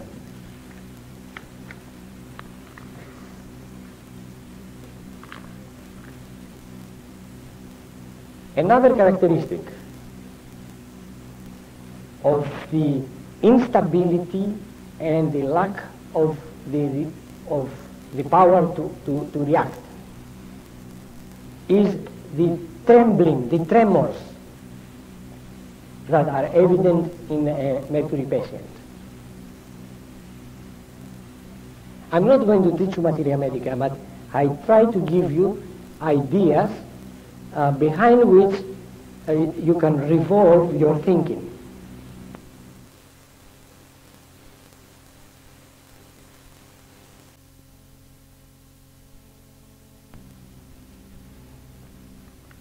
And I think we don't have enough time, but I would like just to give you a quick idea. Say we go to the repertory, the patient comes, and between other symptoms, he expresses anxiety about health. And we go to the repertory, and we see anxiety about health, nitric acid is capital. The only capital. According to my experience, of course, this is not correct. Kali arsenicum should be in capital also. Phosphorus should be in capital. And lycopodium, which is not here at all, should be in capital.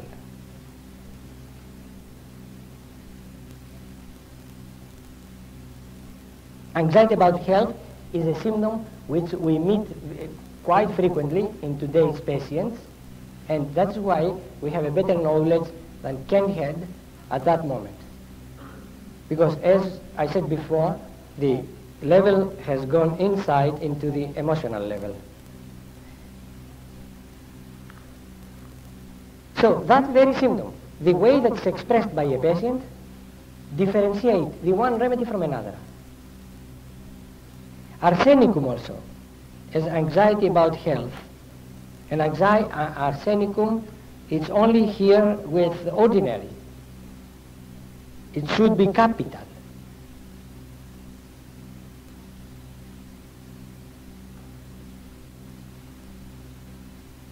But every one of these remedies which I refer to, they will express a different kind of anxiety about health.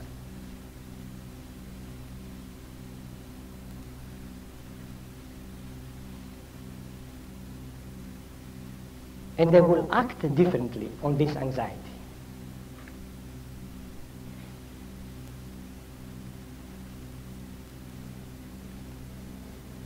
For instance, the arsenicum.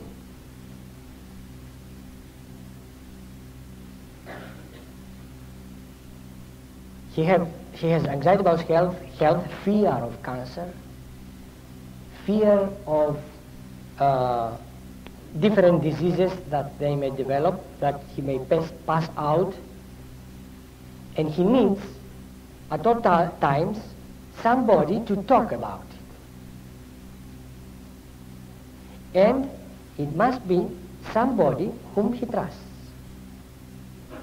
That means this is either the doctor, that's why arsenicum patients, they keep on pressing on doctors all the time.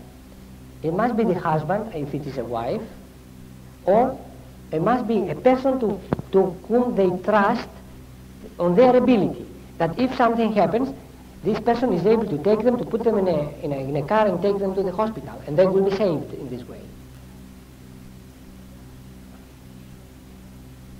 The anxiety of phosphorus is great anxiety about his health, of course, but he needs also company. He needs to talk to somebody. But he does not need to talk about his disease. Neither must be some special body. It can be anybody. So the woman goes out from her house to the next door just to talk with somebody. The very talking with some other person relieves her from that tremendous anxiety about health.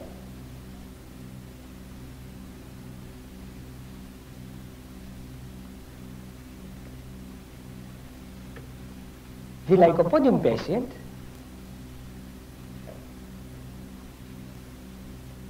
has an anxiety which will be spoken almost exclusively to the doctor. He keeps it quiet from the others. The others, they must not know anything. because lycopodium is one of the remedies that they have a sense of power. So to show how weak they really are to everybody around them is something that they cannot very much tolerate. So they will express their anxiety only to the doctors. Also, when the phosphorus patient expresses his anxiety about health, the doctor does not feel that the patient is grabbing him. I mean, he's trying to how can I say, to suffocate the doctor, like the arsenicum. The arsenicum, the doctor will feel that in an arsenicum case, the doctor will feel suffocated completely. Save me, save me. I'm dying, I'm going to die, I'm afraid. What do we think? Shall I be well? The phosphorus, once he is on the office, his anxiety is gone. I mean, he's with a doctor now, it's all right. They can talk, they can even say jokes. And the doctor is taking pleasure in talking with the phosphorus patient. Yet the phosphorus, I mean, and the doctor says, don't bother, everything will be all right in a phosphorus case. That's all the phosphorus needs. He goes out after 3 hours, says, oh my God, my heart. Yeah. And then he will find somebody, he will start talking about different things, he will forget about his heart. The Kali arsenicum patient needs also the reassurance of the doctor. That is why the Kali arsenicum patient, he will come to you after with a pack of electrocardiograms, usually. There are 10, 20 specialists that have given him written paper that there is nothing wrong with him. Still, he cannot believe. With the least palpitation, with the least disturbance, he has to rush to a doctor to have a cardiogram. It is a tremendous anxiety of health with the Kali arsenicum patient. And the Kali arsenicum patient is similar to arsenicum. He will cling to the doctor.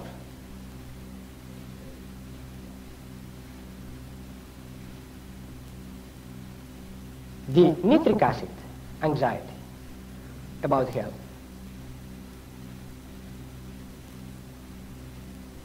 is the worst from the point of view of convincing the patient that nothing wrong is going to happen. If you convince him, if you manage to convince that this pimple which he has here is not cancer, he will find another pimple here that this is not cancer, but this it might be cancer.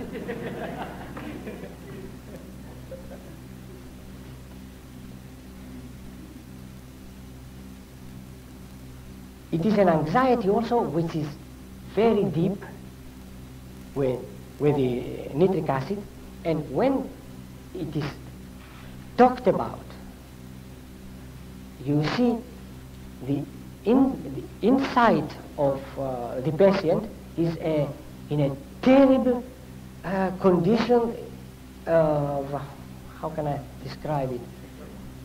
Turmoil, yes, but turmoil that at any moment something bad is going to happen. The nitric acid now is not afraid about death, is anxious about his health, but there is no fear of death. That's strange. The nitric acid patient is a nihilist, what they call, is that Greek, an English word? Yeah, nihilist. Nihilist. Why should I live, you know? But the anxiety is there of that might be cancer. That pain here, oh my God, this is cancer, definitely. Now this is cancer. Yet when you talk with his, I mean, you understand his philosophy, he will say, why should I live? I remember a case of one of my first cases was a nitric acid case. he was a man that he was working on a shop, and he was going in the morning to the shop, and you know how the nitric acid is in the morning. So he would say, instead of saying good morning to the others, morning, half morning, and nothing else. But after everybody else, he said good morning, good morning, good morning. He would say morning. And he would start his work. Before 2 hours, he would not talk. He had a kind of acne in his face, and he was trying to cure it with different elements and all that. So his boss told me, the man that was with him, that was working for him, he told me if I could do something for him. And he said, I'm afraid, because he has a pistol in his pocket, he carries a pistol, and many times talks about what's life, you know, we can take it away and all that. And so he was persuaded to come to me because of his acne. When I talked to him, I saw the tremendous anxiety about his health. And yes, this medicine, I'll take this medicine, but what's going to happen? Maybe I'll have a reaction, I shall be poisoned and all that. And anyhow, I had a big affair to persuade him to take the medicine. So, the nitric acid anxiety is an anxiety which is, how can I say, sterile. I mean, there is no contact. He says, this is cancer. The doctor says, no, this is not cancer, and he does not hear the doctor. The anxiety is so much that the words of the doctors and the meaning and the message cannot go through.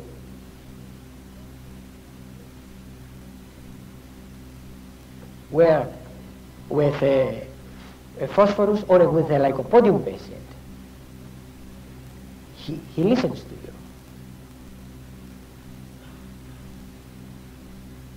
The arsenicum wants to know that it can reach somebody at any time.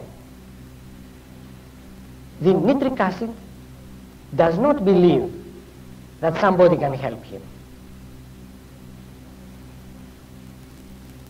So therefore, the nitric acid will not care, even if he tells somebody about what he has, and he hears what the other says. He does not care, actually. It's not going through. The next moment is the same thing. A great anxiety.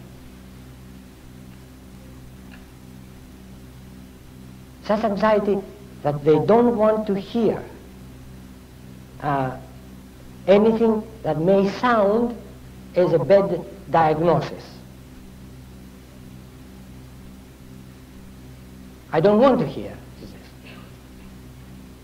Like in this respect, it's similar with phosphorus. I don't want to hear. Where arsenicum says, tell me. They want to hear, and they want to hear that they are sick, really. I'm sick, eh? Yes, you see, I'm right. I'm sick. Where the phosphorus says, when they hear some discussion, you know, somebody had thrombosis and he died and all that, the phosphorus will walk out. He will feel immediately that he may have the same. At the same time, phosphorus is taking immediately the impression. The nitric acid will go home and then will think it over. And then he will produce almost a symptom similar to what he had yesterday.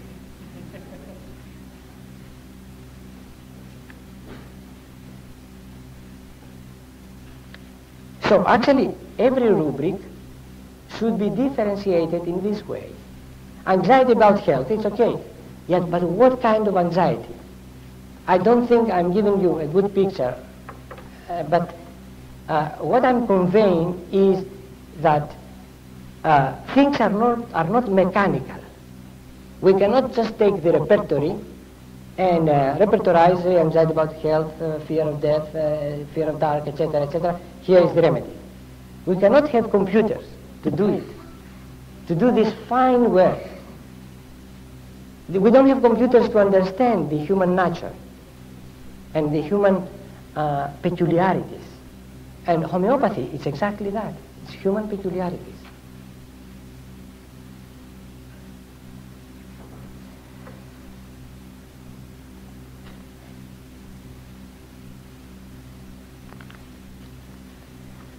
So I think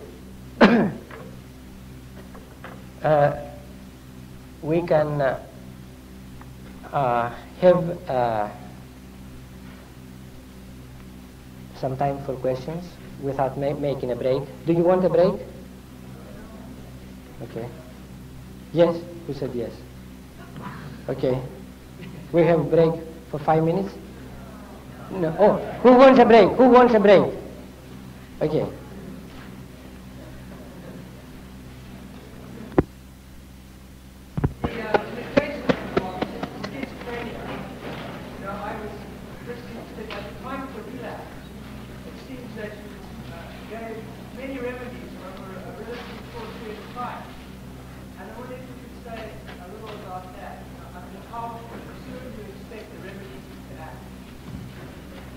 The question was, in the case of schizophrenia, when there was a relapse, you seemed to give a lot of remedies in a short period of time. How do you determine the timing of remedies in general? Yeah. You see, what we had seen in this case was that in spite of suffering for so many years, after 2 days of severe reactions, I told you, she went back. Now, in such a case where we had seen already this, if we had spotted the right remedy the second time, we could have seen a result within 2 days. A result could have been either an amelioration, which was tangible, or a complete recovery. But we had the previous history of the patient, that we knew the defense mechanism was in such a condition that if was rightly stimulated, could do a lot in that particular case. Jack. In the epileptic, you stated that you wanted to take the person off the drugs in order to get a clear picture. And you mentioned that the person who has low thyroid, that it's okay to leave them on the drug, even though thyroid hormone is certainly block or reduce their symptoms. And how do you decide the difference whether it's okay to leave them on a drug or whether you have to take them off?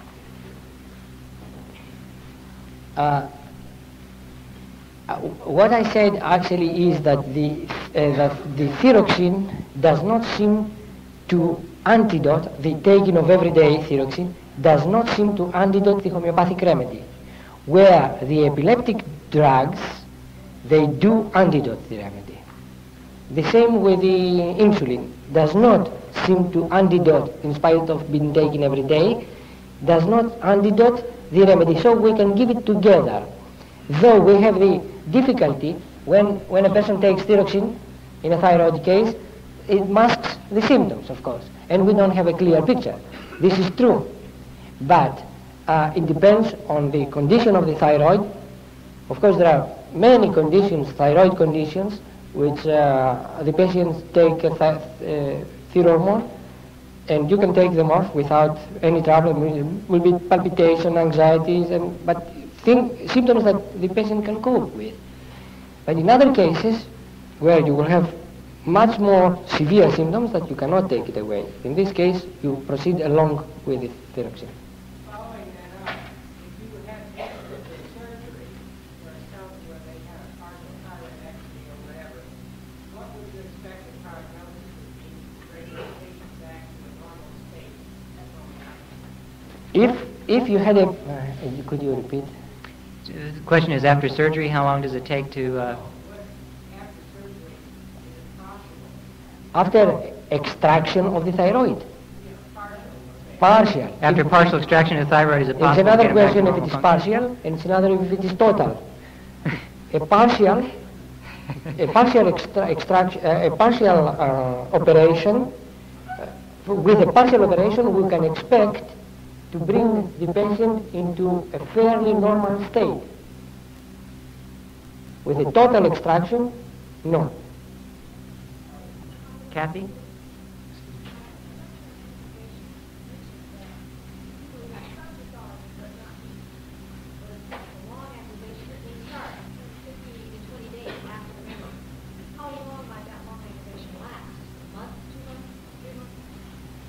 In someone with not a lot of pathology, you can still have a long aggravation starting sometime after the remedy. How long might it last?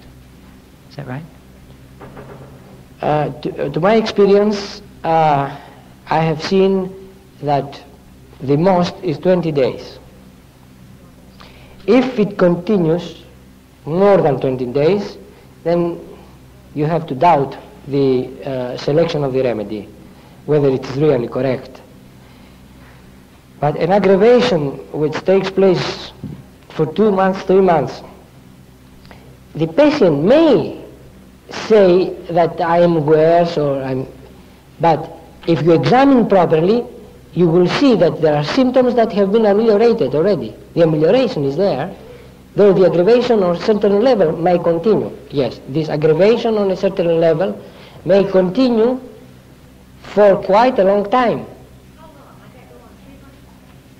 Now, then we don't talk about aggravation. No, if we have a case of colitis, and then we prescribe the remedy, and we have the appearance of hemorrhoids, a very bad case of hemorrhoids, then most probably we shall have to treat that case. And this we do not consider an aggravation. You see, this we do not consider an aggravation. We consider it as a progress in cure. We have from more internal, from the inside to the outside coming, and another state established on a more peripheral level that we may have to treat. Now, how long we shall wait in order to treat this new condition, it depends on the suffering of the patient. If the suffering is tremendous, you may have within a week to act from the moment that the condition appears. You may leave him for a month. But if you see that the condition is stable after a month, after 1.5 months, and the suffering is quite strong, then you have to reconsider a remedy. Here is actually a great difficulty, and where most of the mistakes are made, because the patient is always pressing. I'm suffering. You have to evaluate, and I have found out in my experience that if I tell them, okay, I shall give you a remedy for that condition, but if the remedy is wrong, there is a possibility that I might bring back the state in which you were before. So would you like me to take the chance? Then 95 times out of the case I found says, well, no, I don't want the remedy. It's okay, go without the remedy. You see? Which is the truth, actually, what you are telling him. The other thing, too, is whether the remedy image is maturing as far as the timing. No?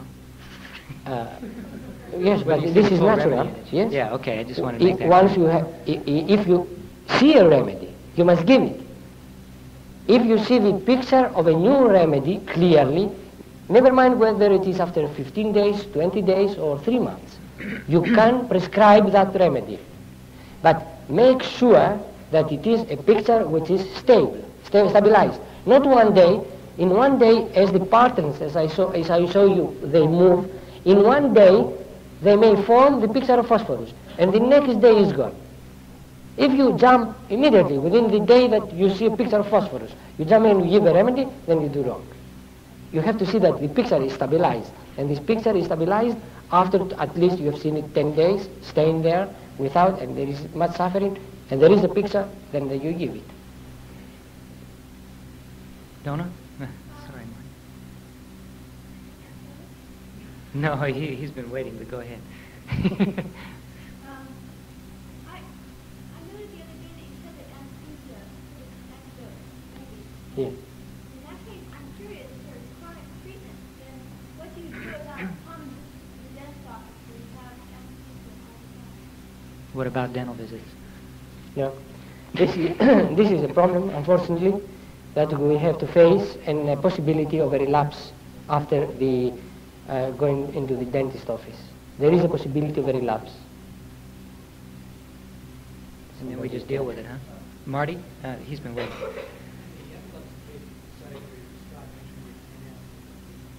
Yes. Yes. Yes.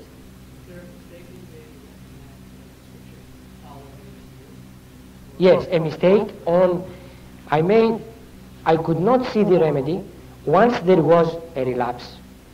You see, we had the patient having 10 scissors a day. We prescribed natrum muriaticum 10M, and next day the scissors stopped for 3 months. Then they started again. There is a relapse, and you have to do something, because he's falling down, you know. You have to do something. You cannot wait, how many? 5 days, the most. And in 5 days, we did not get, it was not enough time to observe, to have a clear picture of what is happening. Or perhaps I missed the remedy because I did not have enough knowledge of materia medica at that moment. Therefore I made a mistake. I gave a wrong remedy. Therefore there was no effect. And the seizure continued. Of course there were not 10 seizures as they were before, but even 1 seizure a day is a very frequent, a very severe state every day for somebody to fall down. So the second prescription did not ruin the case, did nothing to the case, and the third prescription did nothing, and then we could not anymore keep the patient, waiting for something to happen. In this case you have to have a clinic, to put him on a hospital, to put him on the hospital, to put him on the bed and treat him. And observe him for 10 days, 15 days, 20 days, until you are satisfied this is the remedy, and then you give it. But under the circumstances, the man was going out and he was walking, he could go on the street. Either we had to find immediately the remedy, or we had to resort back to the old drugs, which always act better. After a remedy has acted, the allopathic drug would see to act much more better. Richard? Richard? Yeah. Couple of questions. First, can you work with someone who's taking cortisone? Secondly, is there a way to homeopathically treat one and get them off cortisone more quickly? Can you work with people who are on cortisone, and is there a homeopathic way of getting people off cortisone more quickly? Yeah. I have found in my experience that the worst cases to treat homeopathically are cases which are chronically on cortisone. These cases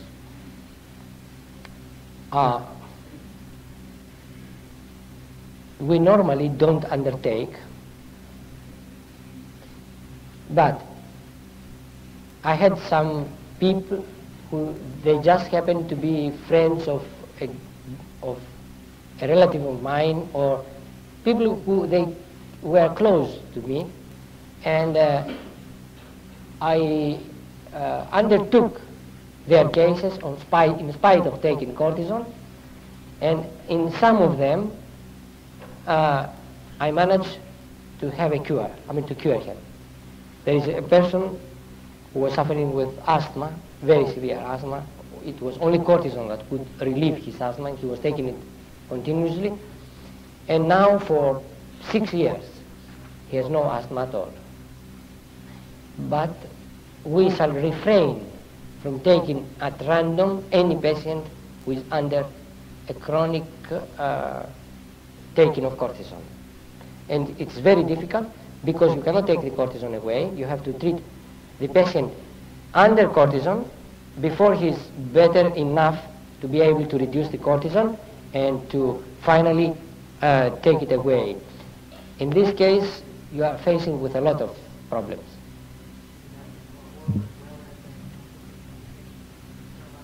Systemic as well as local?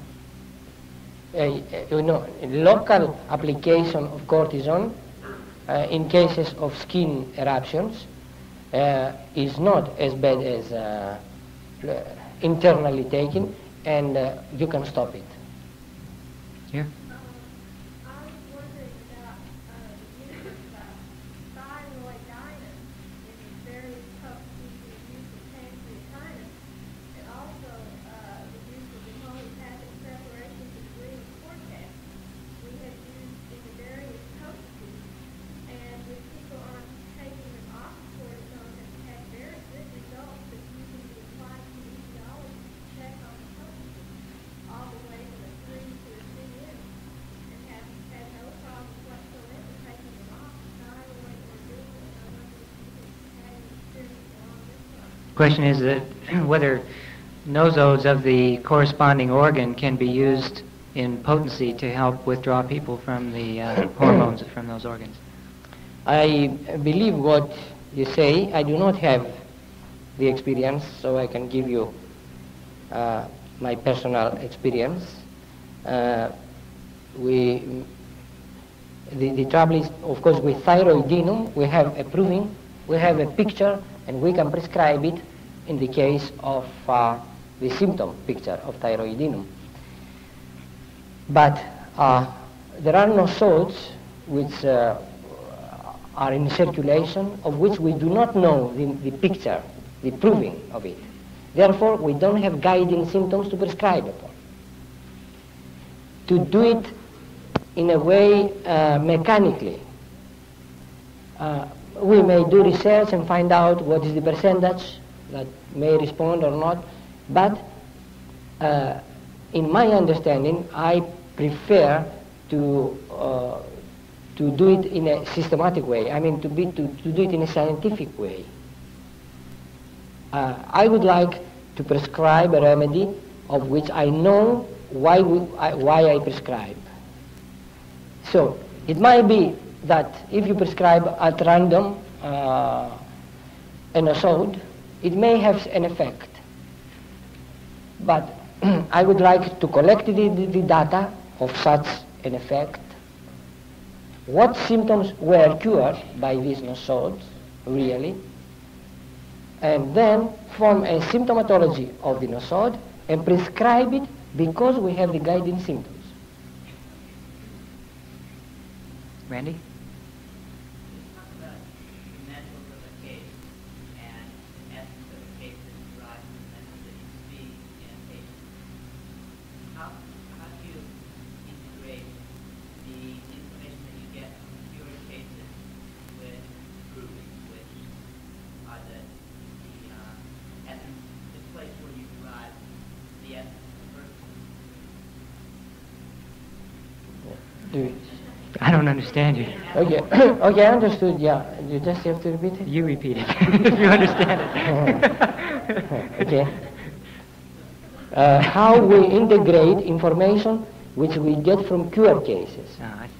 Symptoms which were cured and they are not in the materia medica. And what use can we make of these symptoms? That's correct. Yes, this is a way that we can improve our materia medica by using symptoms which have been cured by a particular drug which we prescribe, and symptoms that were not recorded in the materia medica. So actually each one of us should have a notebook and note such symptoms under the drug, and if he sees 3 times a symptom which is cured by a particular drug, then he can take that symptom and insert it in the materia medica, in the repertory, and in the materia medica. Of course, it would be nice if everybody could be coordinated, would be a central office where all this information would be sent or would be published, and everybody could learn from the experience of another doctor. So if a doctor sends a symptom cured by causticum, and another one on another country or another place had found the same thing and these two information coincide, then we have a very reliable symptom. So we can improve our materia medica. Is the same true for personality and character traits? Is the same true for personality and character traits? I mean, non-pathological. Yeah, fine. Or Yeah. pathological. Either one. If you mean that you can recognize the personality of a remedy eventually, a remedy which is half proven, by giving it to patients several times, you recognize the essence of the personality of that remedy slowly, and you may establish that essence in your mind. Back there? Is there any specific remedy which recurs in the treatment of intermediate and senile diabetes? Is there any specific remedy Oh, no. in the treatment of Yes. senile? Is there a specific remedy for diabetes? Okay, yes. No. It's individualized. Dana. Kent and various other authors say that in acute cases, frequently there's need for repetition of remedies. Is that true, or is a single dose often needed? You mean repetition of the same, in acute cases, is it better to repeat the same Same dose? remedy in the same potency several times in a day, say? Is that what you mean? That's a good question, yeah. While I was in India, there was an epidemic. I used to stay in a hostel, where students from different departments of the university were staying, were not only homeopathic students, and there was an epidemic of dengue fever. Dengue fever.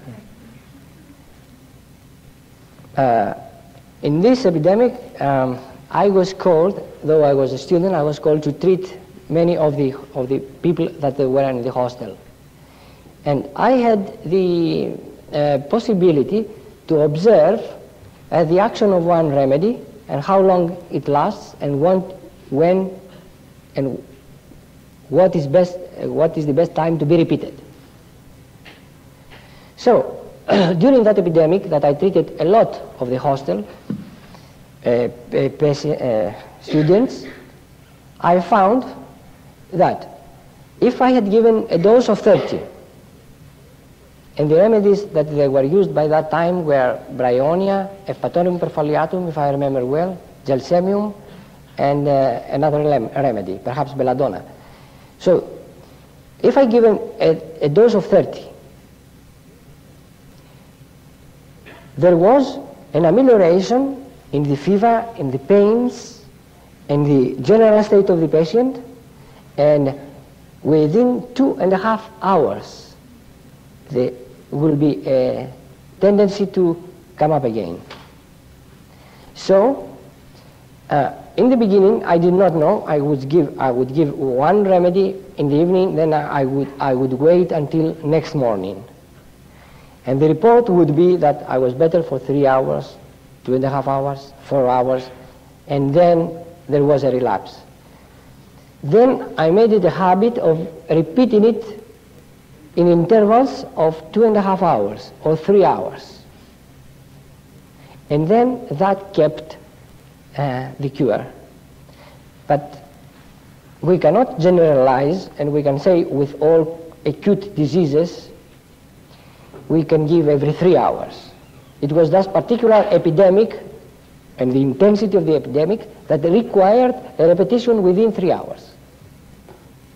If there was another kind of disease, we might have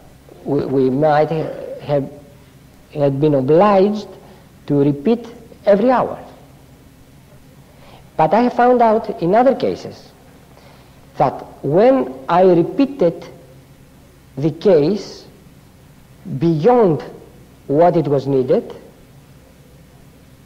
that means I would say to a patient, take it 3 times, take 1M 3 times a day for 2 days. There was a high fever, it was a bronchitis. 1M 3 times a day for 3 days. And I would forget to explain to him that if you are better, stop it. And he would take it. He would keep on taking it, and then he would have a relapse. And when he had the relapse, the remedy would not act anymore, even if I had given it in a higher potency.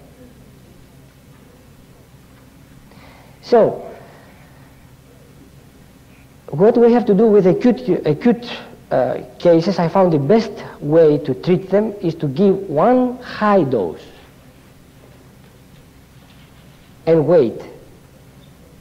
And if there is an epidemic, then after treating a few cases, then you may establish in your mind, if you are using 200 or 1M or 10M, whatever it is, and it is a good habit, if in an epidemic, not to use in 130, in another 200, in another 10M, in another 50M.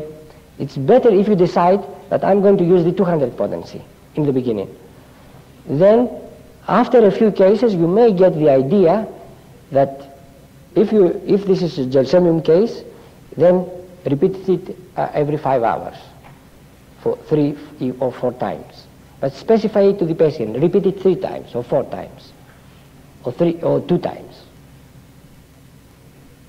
But when the remedy is correct and the disease is not very serious, the acute disease, one dose of one remedy will do the trick.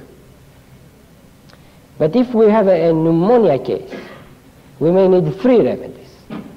So if you keep on repeating the same remedy, you are just messing up the case.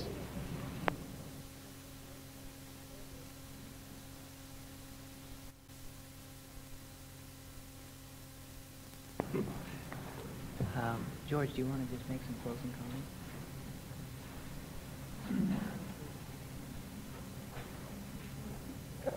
There are some questions. Okay. Claire? What are your thoughts on prescribing acute remedies for somebody that's been treated? What are your thoughts on using acute remedies in someone who's under constitutional treatment, after the constitutional treatment's already begun? Whether we should give... whether you should treat an acute illness. Yes, sure. Sure, you should not for little elements. Never prescribe a remedy for little elements. I've heard people that take it for everything. Yeah, no, this is not a good practice, and many times can interfere with constitutional treatment. Peter? What do you think of giving remedies for injury? What are your views on that? When is that valid and when it's not? What about first aid remedies for injuries? Yeah, if the injury is serious enough to require a remedy, then I shall give it. Even in someone constitutionally treated? Yes. David? You mentioned that in the case of people who have partial thyroidectomy, that it would be, that homeopathy could be beneficial to them. How about in the case of somebody who has a partial severance of the spine, they're paraplegic, their main immediate complaint is a bladder infection, but of course their long-range complaint is they have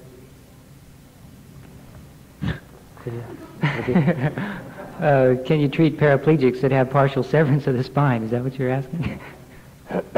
If you can treat paraplegia?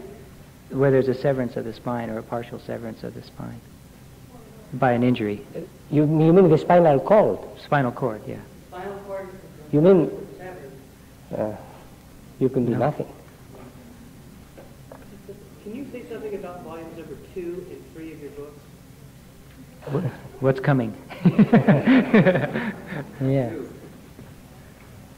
You might just close. Yeah, I think it is time to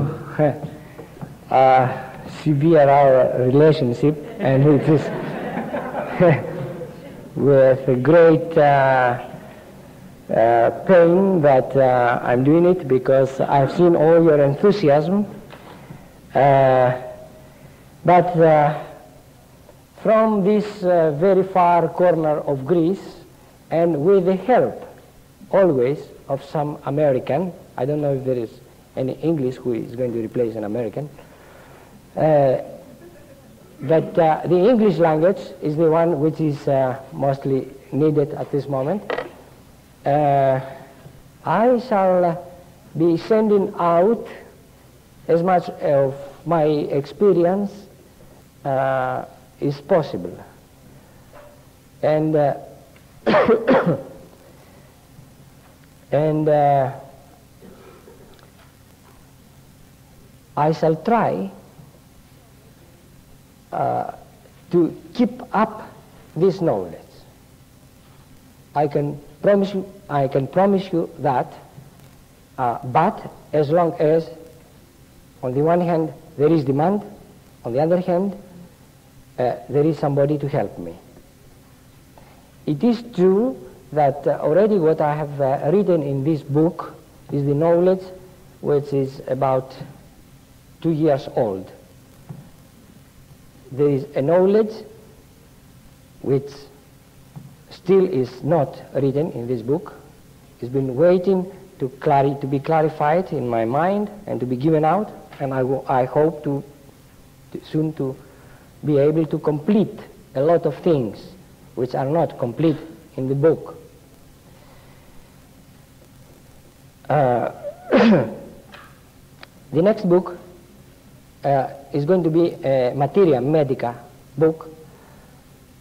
I never thought that I could write a materia medica, but when I taught it, when my students, the medical students in Athens, they read the different materia medicas, and then they asked me to teach a little bit of materia medica, and I did it. They got very enthusiastic, and they demanded all the time to talk about materia medica. I was thinking I was just repeating the same things, but they felt that I had something to give them which would be very helpful to them.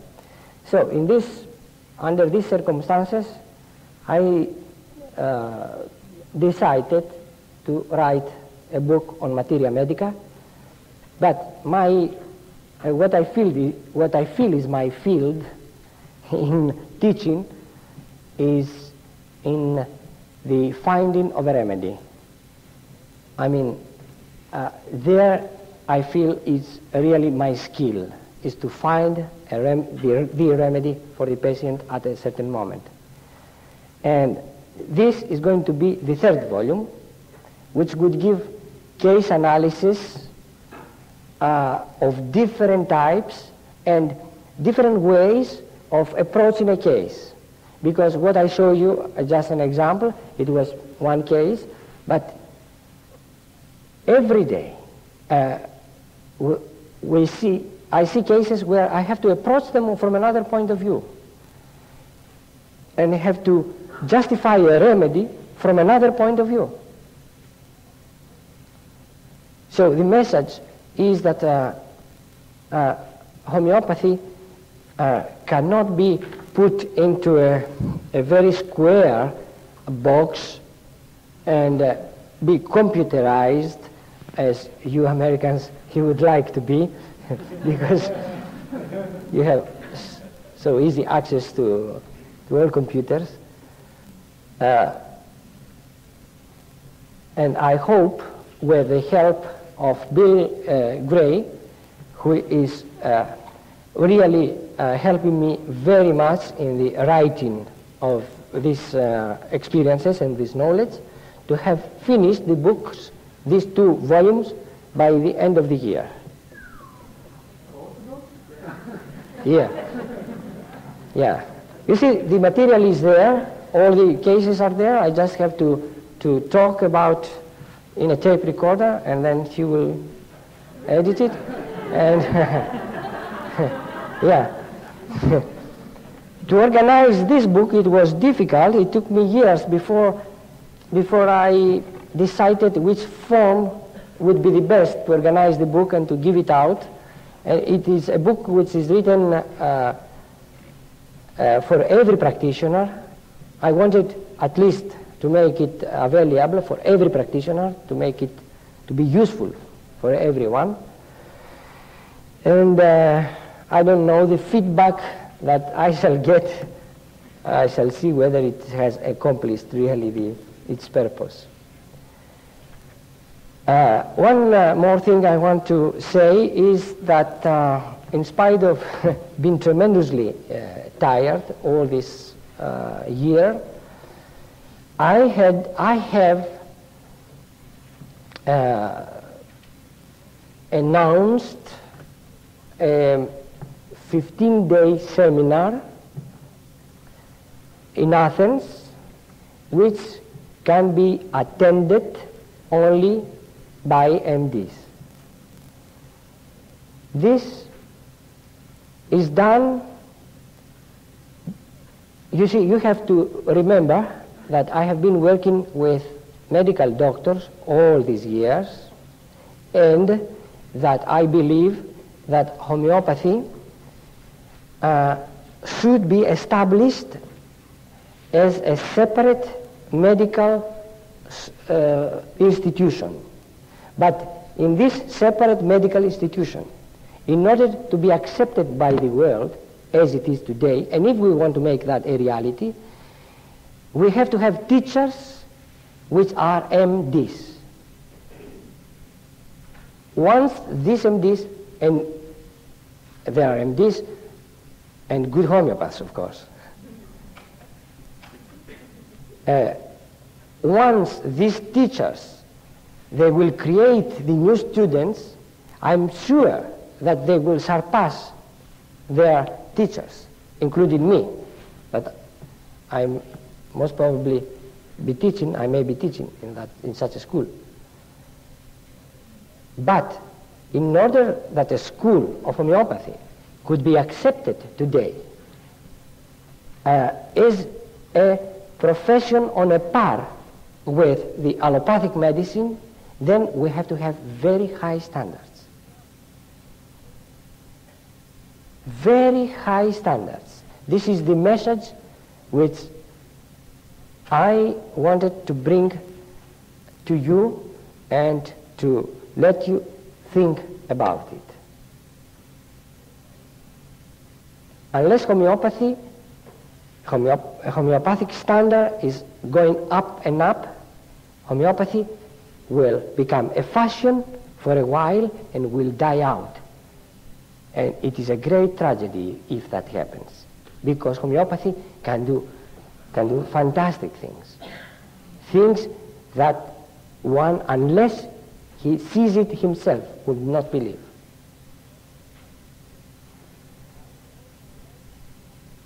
All my life has been devoted completely to the spreading of homeopathy. But I understood that in order to spread the homeopathy in the world, I had to become a very good homeopath. Otherwise, each time that some doctor would bring me a case and would say, okay, I have this case, cure it, I would fail. So what could I show you? And to whom?